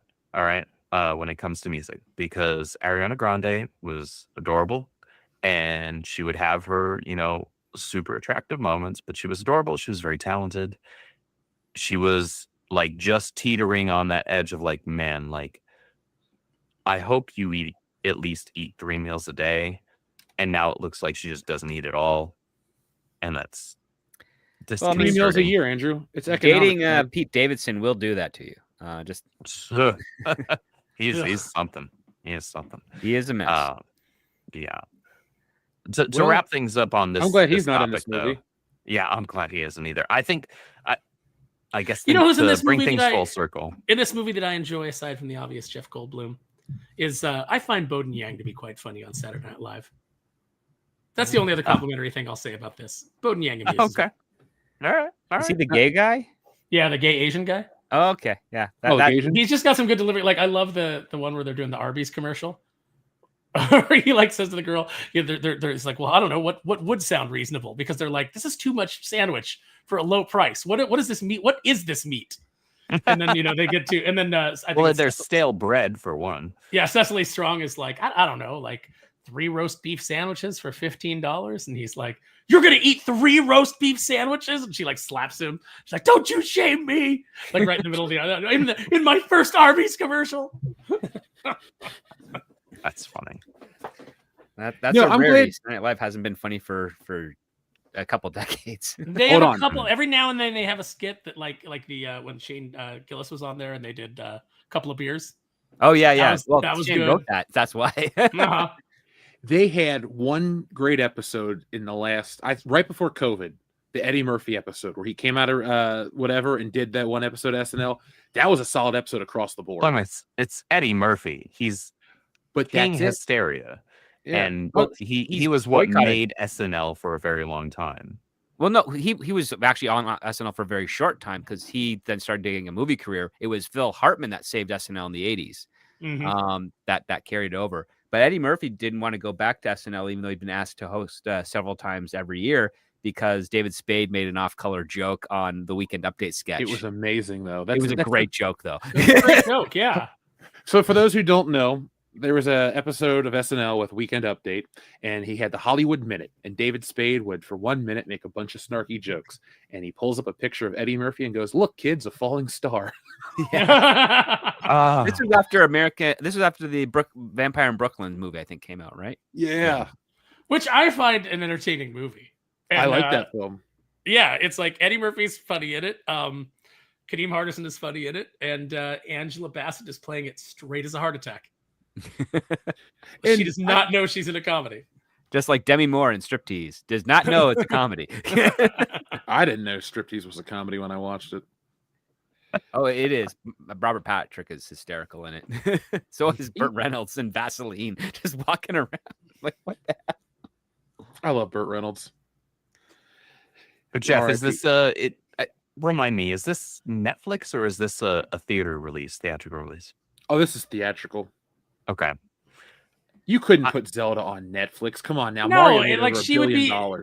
be- If Zelda were, if this were a Netflix production, she would. Be They'd have way- what's her face from Wicked. They'd have playing Hunter her. Schafer, but they also would have broken her spine so they could just get an extra level of representation. So you'd have Hunter gosh. Schafer in a wheelchair as Zelda. I'm glad that didn't. Actually, give you know us what? I that. take it back. Hunter Schafer's probably too white to play a Netflix Zelda. Yeah. Who would it be? Cynthia Erivo. And, I'm just- and, I know we and joke somehow about it, doesn't but- look masculine enough. I'm just glad you guys are tired of that lady too. I hate when Hollywood gets this bug about somebody. It doesn't matter what they look like or what they're singing. It's just like, I don't know. Maybe I'm just jaded because it's like when everyone was obsessed with that shit Hamilton. I'm like, I don't give a crap about this. Thank I'm you. tired of hearing about it. Thank you. Here's the thing. I tried to listen to that, and I hated it. Like the performance, as somebody who does enjoy musical theater and who participates in musical I'm sorry. theater, you're not telling me any jokes that I haven't heard before. You're gonna have to try Unfiltered harder. Aaron's my favorite Aaron. Unfiltered Aaron's fantastic. I love him. Can you just and keep a the filter off completely forever, Aaron? platonic heterosexual I just, like, way, always- by the way. Always be on Vicodin, like whenever I come on the show. Okay, Right, I that'd won't be take it perfect. that far because I do care about your health. But I mean, it's a That's once fair. a week Vicodin a habit. If it's an eighth of no. a pill, you're okay. Maybe a little bit. Maybe a little bit. Her performance in that first Wicked was good. It wasn't the most amazing thing I've ever seen. She did a good job. It wasn't like she gave a bad performance. However, it's her outside of the film and everything that she does and the way that she acts in interviews. That's what's creepy. And that's what like is a complete turnoff. And I'm just It's kind of her look from the skeletal shaved head to the You nose, look like to a the demon, septum okay? piercing, yeah, to the like the demon nails, like everything about her is it's like designed to be off-putting. yeah. Like you gave a good performance in the film. And if it had just been that and left at that, cool. All right, fine. You gave a good performance in your film. But you're incredibly creepy and disturbing outside of it. And we never it's get hard to to see see her past. properly walk like in person. Like they always cut to her standing or sitting because I think when she walks, she just glides across the floor like Gary Oldman's Dracula in Bram Stoker's film. Like, I there's think just she's no- stop motions like Dr. Vanikit in House on Haunted Hill, where she just Oh like, yeah, that could be it too. Maybe. so does Wicked make $1 billion part 2? Probably. What did the first one make? I'll look it up. Got I pretty can't close. It was honestly huge. remember. 860,000. Okay, I know it did a lot. I know it did well. No, but that's I what I'm guess the guessing. question- That's what I'm guessing for 2 is 860. Oh, I Yeah. see it. The first one did 758 million worldwide. Okay, then, I don't think yeah, the we'll sequel probably hit that. beats that then. I'm just So it'll probably be somewhere within a margin of error of that one. I just feel really bad for Dion because his wife is into Wicked and he's not. Oh, so he's Oh. stuck going regardless. Chat, Yeah. F's in the chat for Dion, man. Ask Yeah. in the chat Pour for one out. Dion. Like, look, as a musical, Wicked is an impressive piece of art. Regardless of how you feel about like the storytelling and what it does and tweaks with the characters from The Wizard of Oz, that's entirely fair. It's Wizard of Oz fan fiction, but it is. That's actually a really good way to put it. Visually But interesting. it's visually interesting. There's some genuinely good for people that can actually sing the parts. There are some genuinely good and impressive musical numbers for that. Like, again, if you have the taste Ariana for can sing. musicals. Ariana can sing. There is no doubt about it. Yeah, no, absolutely. But I'm already over this. I probably won't even watch or consider watching the sequel in the high seas, just because like now that I've seen all of the post first movie like interviews and stuff with demon vampire chick. Is she the K-pop demon hunter we talk about all the time? No, because she's what K-pop they Demon should be Hunters is hunting. wonderful. Yeah. That movie is amazing. I love it. That's like top 3 animated, like CGI animated movies of all time for me. Really? Yeah, K-pop Demon Hunters, Jeff, it's one of those things where it's like Wes convinced me to watch it. I never would have watched it on my own because it's just one of those things that I look at and I go, this is not for me. But exactly Wes was like, you got to check it out, and we'll talk about it on the show. So he made it an assignment, and I watched it, and I was like, I actually am having a good time with this. There's a good story in there, right? There's and a the good songs story in there. The And just songs are great, catchy songs. Yeah. good animation. I liked it. It So I'm doesn't. doing It myself doesn't a do any of disservice. the like stupid like modern tropes that we're like at this point conditioned to like reel at. It's just a fun movie. I still can't bring myself to put it above the first How to Train Your Dragon. That's my favorite CGI animated film. I adore that movie. Right below that is the first Toy Story, and then below that is K-pop Toy Story 2. I love Toy Story 2, but the first movie is perfect for me. If you just left it at the first movie, you would not have to do anything else. The movie. I wish they just left it at the second movie. Yeah, because I prefer. Didn't they just Buzz show Lightyear. a trailer or a teaser for another one? Yeah, or something yeah, like for that? 5. What? And by What the are way, we doing here? Here's the funny part about that. Like Woody is back in the room for some reason, so I'm sure that we'll get a little brief explanation of how that happened. Is it like Andy's child's room now? No, He it's gave those still toys away. Bonnie. Forky's there, so it's still Bonnie. It's still the worst character in Toy Story history. Bonnie is horrible. Yeah. So, but like it's Jessie was cooler. I'm sorry. Jessie rocks. Jessie was amazing. She was fun as hell in Toy Story 2. The only thing I didn't like about Jessie is that then in 3 they decided they could get rid of Bo Peep because they had Jessie, and I liked that. And then in 4 they bring back Bo Peep, but it's like, but she sucks because the story sucks. That's what I heard. I heard that. So I still haven't. I've only seen the first 2. I've been told that 3 is a great movie. I disagree, but that's just me. I've been told by so many people whom I usually trust, have told me that movie is amazing. I've just It has one really great scene when they're all in an incinerator and they think they're gonna die, and they animate the looks on their faces like they all come to terms with death, and you're like, why am I looking at a group of toys and feeling something? Yeah, they all reach out and grab each other's hands, and they've just accepted that they're gonna die. That is the scene that makes that movie. Yeah, that's it. Okay. Other than that, the rest is just otherwise it's Toy Story 2 all over again. Yeah. Okay. Well then, so I'm fine with just leaving it as having seen Toy Story 1 and 2, because those movies are absolutely wonderful and seminal to my childhood, and I don't need that being ruined. I will say that the shorts, Toy Story of Terror and Toy Story That Time Forgot, is particularly good, and that was directed by Steve Purcell, who did Sam and Max. Oh man. Ooh. And you can tell because the toys that are in it are like these prehistoric dinosaur toys that are at the neighbor's house, and they're cool as hell. And it was like, okay, I was like, I wish this was a legit toy line. They did release action figures of some of the dinosaur guys, but like I wanted the whole toy line with the mountain that they had, and they built a whole mythology around these tribal dinosaur toys.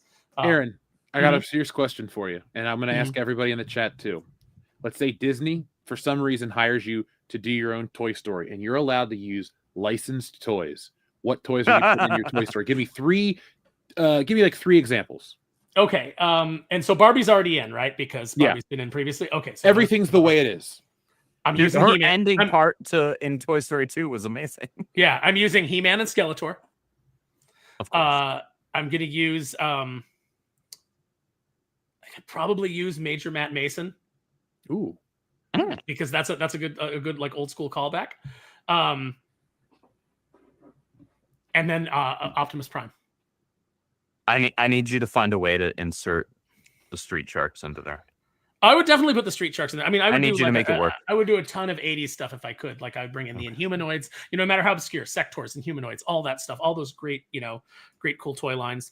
The funny thing is I have worked on Toy Story, the comic books, and this Toy Story 5, with the video game, like the learning pad that Bonnie gets, that's apparently going to be the antagonist in the film. That was very similar to a storyline that Jesse Snyder pitched when we were working on the book together, and that was rejected by the approval people at Disney. Much like many of the ideas that ended up in Toy Story 2 were rejected by Disney. We were told we couldn't do it because it just wasn't allowed. Like, for example, putting the potato head parts on, in the Toy Story 2 or Toy Story 3, he's like on a cucumber, he's on a tortilla. As he's trying to like get back. Jesse had already pitched that, but it was he was on an onion. He was on, because they had lost his body as part of this storyline that Jesse was pitching. So a lot of that stuff, I don't know if it gets rejected because it's like, look, it's already in development and we're already doing that joke. Or if it's just, no, you can't do it because we're the approval people and it's easier to say no than it is to find out if you can actually do it. But then those ideas get picked up and used later in the films. In most cases with Disney, no matter what you pitch, they try to frame it in a way that they claim ownership of the ideas you pitch without having to pay you for it. Yeah, even if they don't use it, somehow they still own it. Yeah, it's why I don't pitch at Disney ever. I don't pitch because I'm not invited. But Warner Brothers is different. No, sure. I've got a Finding Nemo pitch that we put in that got approved. That would have been a $1 billion movie, but Is it because you didn't want Ellen DeGeneres in it? No, she was in it, but what it was, and so I took the idea to two writers who had done a book called The Stuff of Legend, Mike Raked, and then his, I hope I'm pronouncing his name right, and then the name of his writing partner escapes me. But this was a situation where it's like I would come up with ideas and then I wasn't allowed to write them, so I would hire people and then give it to them, and then they would go and run with it and add their own salt, their own flavor. And so what it was you remember, Jeff, on Saturday I complimented you on Stealing Solo because I said Stealing Solo 2 because I said I always like when you take the formula, the first one, and you flip it. And that's what we were going to do with the Finding Nemo story that we were going to do. Is it was going to be a story about Bruce the shark and his relationship with his dad, and Marlin ends up having to kind of like coach him on trying to repair the relationship with his dad based upon the what he learned in the first movie in learning to relate to Nemo. Except for the fact that Bruce's dad, whose name was Brody, because we were like, yeah, make the whole Jaws connection. He's a real shark. He's not a, Fisher Friends, not food shark. And he's disappointed in Bruce because Bruce has gone vegetarian. And he's like, I'm going to teach you how to kill. And so it's a lot scarier for Marlin because in having to have this heart-to-heart with Brody will eat him. He has no compunctions about doing so. So it's like there was a lot of like really fun stuff baked in. We had like Darla baked in there, like because the whole reason that the story gets off to the start that it does is because Bruce and the vegetarian sharks are swimming, near Australia, and Darla is diving. And because she's a fish psycho, as established in the first Finding Nemo film, she swims over and starts hugging on Bruce. And because Bruce doesn't attack her, and it gets caught on film, that she gets known as like the shark whisperer. And so these people want to do this show with her where it's like she swims into these schools of sharks because sharks don't attack her because she's it's about the irresponsibility of Hollywood with child stars. And it's also about, the father-son relationships. And then at the end, it just ends in a big confrontation where Brody is, Darla's diving and she's going to do the shark whisperer pilot. And Brody is like telling Bruce, I'm going to show you what a shark is. And so he's going to eat Darla on camera. And then Bruce has to stand up to his dad and keep his dad from doing it, like fight his dad off and then convince his dad that his even though you don't understand me, I'm still your son, and this is that you have to learn to respect me and my wishes as an adult, and just like, and it just culminates in that. But we were tying all those elements together from the first film, and that would have been the pitch. I would have then- watched. Well, Yeah, I still Marlin and haven't Nemo seen caught the in the middle. sequel. Mhm. I still haven't seen the sequel to Finding Nemo, but I would watch that one. The sequel's worth it for Hank. Okay. Hank the Septipus. Okay. I I would like say the Hank the first Septic movie Tank. genuinely. Mhm. I think the first movie is a genuinely fun, heartwarming film. Mhm. But I had no interest in a sequel to it. But that pitch right there, I'd have watched that. Andrew, pitch me what toys you would add to Toy Story, your version of Toy Story. Yeah, I'm They have to sorry, be I got real off on toys. a sorry. No, don't Yeah. apologize. I'm going to clip that. People love this stuff. So Clothing all of sounds like an Oscar mine, winner. all of mine, because you already opened it up to different IPs and things like that. So Aaron, predictably and respectably, went for like the more 80s and leaned into all those classic toy lines, right? Mhm. Nobody could have done that better than Aaron. I will lean into like the Square Enix Play Arts Kai and like your Yamaguchi Revoltech, like hyper articulated action figures, like your Final Fantasy stuff for the Play Arts, and your Mhm. some of the superhero stuff they do with Revoltech. So Good I've got stuff. a really nice like classic Iron Spider, not the BS MCU Iron Spider suit. I've got the one from Civil War that's made by Revoltech, and it looks absolutely beautiful. Metallic. It's got a bazillion points of articulation. Obviously, that's an exaggeration. I don't know the exact number because I don't remember. But that's an actual unit of measurement, a bajillion. It is when it comes to Japanese, right? Because Mhm. they will absolutely exaggerate for the Joints on point of joints. sale. And I would lean into having those characters in there. And so now all of a sudden you have these. Woody thought it was a big deal to have to compete in the first movie with somebody like Buzz, who's he's a spaceman, right? He's an astronaut, and he's got a cool jetpack. Well, that ain't diddly squat compared to what all of these toys have. But at the end of the day, I think what you could do, because there's something I think in this day and age that we take for granted, and that's simplicity, and that's remembering our roots. That's remembering that not everything is all about having a complete gigantic library of information at our fingertips, like on our phones, or having the most complicated toys on the planet. There's a lot to be said and appreciated about simplicity. And so you could tell a story that involves action figures and toys that are far more advanced and incredible than anything that we've seen so far, and certainly more incredible than I had growing up. When I had grown up, the mind-blowing thing was the fact that my Power Rangers could morph. Their heads flipped, right? That was Well, hold wild on, to me. Andrew. I was like, check this Their out. chests were super bulky because of it. They were dumb looking. Right? That was wild, right? And Jeff, Well, I know I you wouldn't had them call the- too. I wouldn't call the Power Ranger toys simple. Like, see, when you go to Power Ranger toys, you think of those flip head ones, which are cool. But I think of the first ones that came out, the 8-inch figures that had movable fingers and their ankles moved. And I didn't have like, any of those. I just had the flip head ones. That's the only ones I had.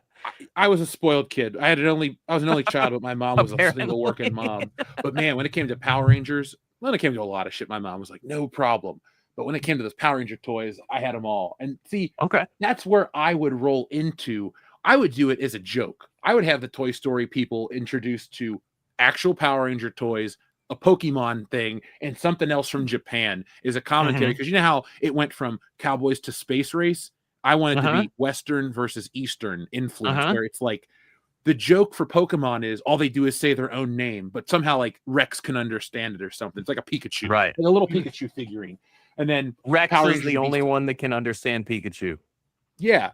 And I'd have something love stupid that. with like the Power Rangers, like they can just like make all their shit appear like on the show. Like, oh, where do they get these Zords from? They just show up, they do all these things. But then I couldn't They're think of a third Japanese. one. We don't know how it works. Yeah. Because I'm trying to think of like what a third Japanese toy would be, because I was like, I want to do that, because if all these Toy Story movies have something to say. And I think Well, you'd that have would to be lean kind of into funny. tokusatsu, right? You'd have to lean into like your You could go Gatchaman, or you could go Kamen Rider, or you could go anything. It's got to like be that. something that's recognizable to everybody. Like Power Rangers is as American as it is Japanese at this point. And Pokemon, I get it that it's, and I get that Pokemon is, Game Freak and all this stuff, but Pokemon's been big in America since 1998. So it's kind of like, we're almost at year 30 for Pokemon saturation. But Toy Story was already deep, like Pokemon existed after Toy Story. And by the time Toy Story 2 comes out, we're rocking Pokemon's kind of a new thing. So I think that would be interesting. I mean, yeah, of course I'd love to see Buzz Lightyear and Batman team up or something silly like that. Oh yeah, that'd be cool. Well, you're already going to get the Marvel characters in there because of corporate synergy. So I didn't feel the need to name those. You did give me an idea for a joke, though. I don't know if they ever did it when you were talking about simplicity, because I started thinking about simple toys and I started thinking about Weebles. And I was like, Weebles wobble, but they don't fall down. Exactly right. I'm like, was there ever a joke in Toy Story where they had a Weeble? Because, you got the character Rocky Gibraltar, and Jesse Snyder used him a lot in the Toy Story book. Which, by the way, if you've never gotten a chance to check out those comics, I recommend trying to track them down. They're really good. Jeff, if you ever want to have Jesse on the show, we could come on and just talk about all the failed pitches and things like that for all these Disney, what's he doing in a couple weeks? I definitely want to have him on. I'm sure we could get him on. No problem. Just let me know when. But like, there's ever been a joke, like it'd be cool to have Rocky like get into an argument with a Weeble and he keeps punching it and it keeps popping right back up.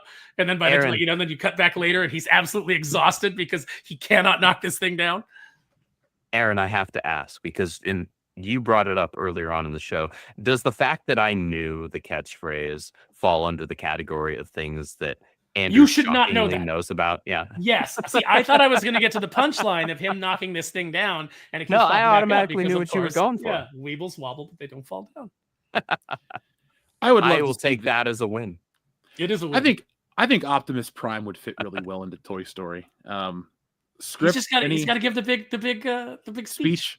Mm-hmm. Oh man. Toy Story. Let's see. Beanie Babies, Furbies, Teenage Mutant Ninja Turtles, Mask. Oh, the Turtles would be great. Can we make the Furbies evil? Can yes. they be the Furbies have to be evil. The Furbies have to be like an insert for Gremlins, is what they have to be.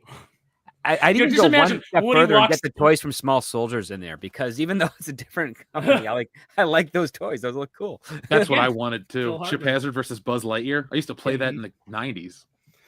Can you imagine though the creepiness of like Woody walks up to the bedroom? This happened to my sister too when she had Furbies, but he just walks up to the bedroom and he hears the Furbies talking, and like he gets there and he puts his head around the corner and they're all just like whispering to themselves, and all their eyes flick over to him and they just stop. That happened to my sister. Her Furbies were in there like talking in their little Furby language, and she walked into the room and they all just stopped. Man, that's when they immediately go into the incinerator. Like, I don't trust that. We're not. I ain't about that. I ain't doing that. I'm removing all of those batteries. my Furbies were singing a song and they were all chanting a song in a language I think they invented. I'm like, oh yeah, right into the incinerator. It sounded somewhat similar to Latin. Okay, they are definitely getting melted down right now. All of their eyes were rolled back in their heads, so right, white instead of those giant freaking irises and pupils you see, it was just the white scleras of their eyes. It's like, nope, we are not doing this. Their voices were all guttural. Not today, Satan. Those were the dumbest toys of the 90s. I did not understand it. My parents didn't want us to have them, and my sister and I had zero interest in them. We were just like, that's a little weird for me. I'm not about it. I'm not here for it. Dude, I was weird.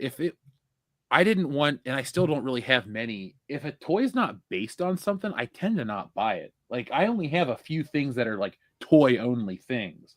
Like 90% of this collection is literally like, it's a toy IP, not an IP that was turned into a toy. I got you. Yeah. I have my brother's childhood Teddy Ruxpin and Grubby in my storage unit. Oh, I got a Teddy Ruxpin too. Weird. So. Yeah. Wow. He was cool, except that, like, if you put another tape in him, he could play it, but like he wouldn't react to it. Because I really wanted to get Teddy Ruxpin like singing some AC/DC, like him and Grubby, just like. You should have got an NWA album for only it. The audio tape. Right. I had the old audio tape for Empire Strikes Back, and you can put that into a Teddy Ruxpin, and his mouth moves for it. Really? Yeah. Interesting. That's kind of impressive. They had those characters called the Fobs that were just hand puppets, that they were like part of the whole world. Like I remember that Teddy Ruxpin craze really well because my brother had all that stuff. There's Teddy Ruxpin. There's the My Pet Monster. Do you remember them? Oh, Yep. I loved My Pet Monster. Never had one, but I always thought he was cool looking. And now I have like a little, like Super 7 made like little reaction figures of him. So I bought those. So it's like now my my action figures have a My Pet Monster action figure. The My Pet Monster, I have the original one. It is a puppet. Like you can operate the hands and the mouth and everything. It's got the handcuffs on it and as well. But yeah, that's there's something that you could throw into a Toy Story film. That'd be cool. That'd be cool. No, My Buddy though. That's too close to no. I was gonna say just put Chucky in the movie, right? Or have a possessed My Buddy doll and play up on the joke that we all think My Buddy is Chucky. Oh, there you go. It's like his name is Charles. Yeah, and I love you.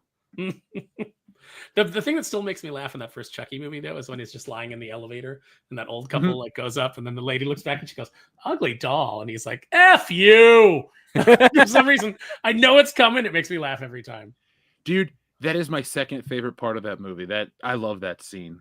The one that I quote regularly is, "I thought we were friends till the end. This is the end, friend." And he lights him on fire. I love that scene. I love that line. That's a great bit. I like in Bride of Chucky when wait, are you gonna put on a rubber? Babe, look at me. I'm all rubber. He went from that to Lord of the Rings. Yeah. Man. Well, he started in Dune and then went to that and then Lord of the Rings.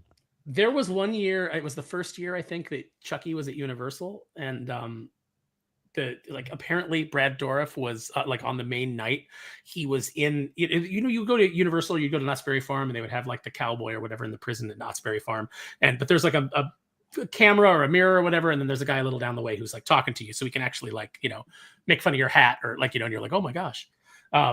But apparently Brad Dourif was there with like cameras set up so he could see the crowd. Chucky was up on the balcony. And so when Chucky was picking people, Brad Dourif was picking people out of the audience to brag on as Chucky. But it was really him like sitting back there doing it. Kind of like, awesome. Johnny Depp would show up as Jack Sparrow at Disneyland on occasion. All right. Yeah. That had to be cool. The chat has some comments. We have He-Man from Robo Shlomo. Jamie says Spawn, Biker Mice from Mars, and Street Sharks. So we must be roughly the same age, Jamie, because that was all out. I was about to say, yeah, Spawn, Biker Mice from. I didn't watch Biker Mice from Mars. That was a dark cartoon show. If we're gonna do Street Sharks, of Moo Mesa? I was gonna say if we're gonna do Street Sharks and we're gonna do the other one, Biker Mice from Mars. Then we gotta do Cowboys of Moo Mesa, and we gotta do SWAT Cats. What about Mighty Max? I watched Mighty Max. I didn't watch Biker Mice from Mars, but I knew of it and I saw the commercials. Is the joke they lose every piece of Mighty Max? Like when they're doing stuff, they're like, "Oh, we lost Mighty Max again." And he's stuck back at the headquarters or wherever they are. He's like on the street and he's stuck in a piece of gum. Like, yeah, guys. And it's the messed up part is like they lose him in the middle of the movie and they never address it. And then at the end credits, it's just Mighty Max stuck in a piece of gum. Like, oh no. guys. I love it. Susan says Johnny West, the animated Lone Ranger, and Lord of the Rings. I would watch. I would love to see an Elijah Wood action figure team up with Buzz Lightyear. That shit would make me laugh. Very good. I mean, you know what? To put a Clash of the Titans Perseus figure. Oh, and then Thundercats too. You got to get them in there. Oh yeah, you got to get the Thundercats. That was before my time, but yeah. Oh, watch the 2000 series. Yeah, that's with Will Friedle. He plays Lionel in that one. Mm-hmm. That's not bad. That was a cool way to make like Third Earth more interesting. No, that was we were really good. Like that was a really good time because you got that Thundercats cartoon, and then you had the Mike Young Productions Masters of the Universe, which was the superior version and still superior to the Kevin Smith version. Although the animation on that one is beautiful. Yeah. But that's the story, one thing they got right on that. The first season is crap. It didn't have to be a couple of minor tweaks, and you could have salvaged that story. The second season is better, but like still, you get some stupid Kevin Smithisms in there, like some really dumb jokes, and then at the end, you get some nice Tim Sheridan like He-Man going like, "Oh, we're gonna be a democracy now instead of a kingdom, so that everybody has more agency." And they're just using all these like buzzwords from like the current day. And oh man. Eternia wouldn't do that. Like, there's already a ton of agency for the people of Insufferable. Eternia. Yeah. Let's see. Joe says counterfeit Spider-Man from China, Thundercats, and Donatello from TMNT. I mean, we have anybody- Japanese Spider-Man who has a freaking mech. Did you see they just released a Japanese Spider-Man Hot Toys alongside with the Nicholas Hammond Spider-Man Hot Toy? And they really? Yeah. Just this afternoon, my yeah. Lord. All The right. It's only- not, so it's, my Instagram feed has been filled like for the last couple of weeks with the freaking different amazing Spider-Man hot toys, and I'm just like, man, stop putting this in front of me. I know you're tracking my Google history and my search history and all of that. Like, I know I love these movies. Stop putting this $400 figure in front of my face. Now, Aaron, I know you got to go. We're going to close out the show because it's time. okay. I'm just going to read this message from our friend, the Healthy Man. What's up? Long time no see. He says, Jeff the GOAT. I am still here, my friend, and I am still the greatest of some dimension. But, Aaron, where can we find you on the internet before we go? You can find me on Twitter. You can find me on Instagram. You can even find me on Facebook, but I probably will not respond to you there because I rarely check that. I don't like Facebook. I only have it so I can be in a couple of toy groups, and because a couple of companies that I work with on occasion can insist on doing all their communication through Messenger. So you can find me there. You can find me Saturdays on Thinking Critical with the Comics Aficionados show. We just had Jeff on last week. We had Andrew on the previous week. So I don't know who our guest is this week, but it'll be another exciting show while we all talk comics, movies, and TV shows. And aside from that, you can also, you can just find me here on Tuesday nights. Yeah, and folks, where can they find Kneel Before Doomface? They can find Kneel Before Doomface on Kickstarter. I'm like, as we've been going tonight, like all this week, I've been trying to get a hold of my production person because like this is the week that I had set aside to send the book to print. So I need to communicate with them, but haven't been able to get a hold of them yet. So if you want to jump in now, we are going to overprint some of the covers, not all. Some of the covers will end up being very rare because of that. But if you want to jump in and you want to go check it out, it's on Kickstarter still. You can still go in and put in a pledge to make sure that you get whatever cover that you want. But the digital editions have been released. The book is complete. A lot of people have read them. Script read it and actually gave me 2 great notes because he caught 2 things where the wrong print file page was used. So mistakes that should have been corrected were in the digital file. So those have been corrected for print. So go check it out. Andrew, we can find you at the Rippaverse. Anywhere else you're going to be streaming? Oh gosh, Thursday nights at usually between 6 and 7. It depends on how much work I have to finish up and how much my co-host has to get prepped for. We run a weekly new comic book review channel called Foil Variant because we're both kind of semi-pseudo obsessed with foil variant covers. We have a lot of fun with that. We review the books that came out during that particular week. Sometimes we have some bangers. Sometimes we have some meh. And sometimes we have some blah, and we let you know about it. We're not shy about letting you know if we love a book or if we really don't like a book. We kind of pull no punches on either side. You can also find me usually on Sunday nights on my Caffeinator Wolf YouTube and Twitch channel, where I game with my Discord friends, usually playing some Mario Kart and some Mario Party, just having a couple of glasses of wine, yelling at each other, and then laughing about it afterwards. It's a good time, and it's a great way to like put a cap on the weekend as we go into Monday, and remember that at the end of the day, we should all be kind of a bit of a community and have some fun and have some laughs together, regardless of whether or not we agree on one thing or another, before we go into our regular grind of Monday through Friday. Outside of that, for those of you who supported Ripazine number 5 over the Rippaverse, which has my short story comic book debut in Blue Shift Tryouts, thank you so much for supporting that, firstly. Secondly, that, as I've been told in the last couple of days, is currently being folded and assembled at our printer. So that will be being shipped to our warehouse soon, within maybe the next week or two. And then I'll just have to sign the CGC copies for whoever was crazy enough to want my scribble on the cover of their book. And then we'll start getting those orders out to people. But thank you so much for supporting that. Thank you for supporting indie comics in general, whether it's Kneel Before Doomface, whether it's Stealing Solo 2, whether it's Ripazine 5 and Blue Shift, or anything else out there that you're supporting. Indie comics is where it's at. Thank you for supporting those endeavors. And Script, write an indie comic. Yeah, I was gonna say you should support Script Doctor Presents.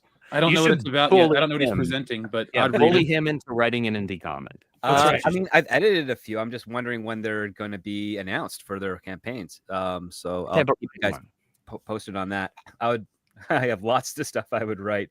Basically Good. everything that I pitched to DC that they said, yeah, we'd love to do that. Oh, you're Canadian, huh? Yeah, we're not really gonna. If do I that." have anything to say about it, then the next time we do an anthology series, I would love to grab the lot of you for a short story.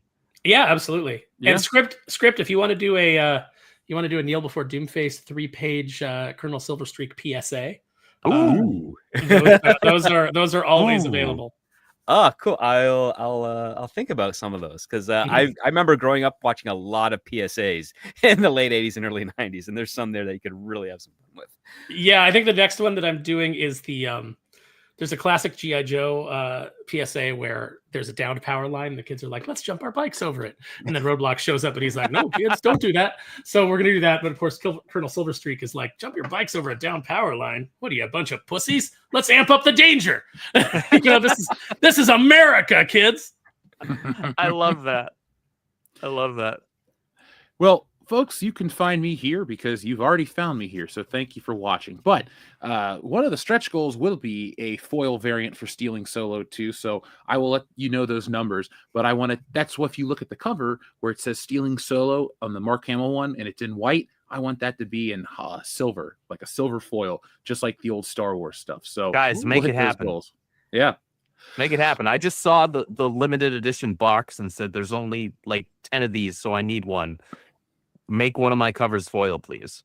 Yeah, I would love to make the covers foil, folks. It's been my dream. I mean, it would be, I don't know. I'd have to look at this logistically on another campaign, but I eventually want to get a hardback. I think that would be cool because these are big graphic novels. But when you do the full Stealing Solo trilogy, right? You make that, you got your whole omnibus there, make it a hardback, a nice slipcase. All right. It depends on how much that costs to print, the slipcase part. The hardback, definitely. Or dust jacket, maybe. I want to do a book like the old Star Wars laser discs, but that's a topic for the future. Folks, we need to get Stealing Solo 2 to break those records. Let's not worry about the future. Let's worry about the present. But you have until December 11th to back that book. We already passed our first funding goal, which means it's happening in a week, and we're already on our way to greener pastures. Join me tomorrow on the 3POA podcast at 8 p.m. Eastern Standard Time. Laser Pants and the crew, like Chad, are going to be talking about Stealing Solo 2 and a whole lot more. And I'll share some extra exclusive stuff over there on the channel. But until next time, folks, thank you for watching. Thank you for supporting WCBS. And thank you for being excellent and awesome. But until next time, be smart, be safe, be cool. And again, always be excellent to each other. God. I'm Brie Larson, and this is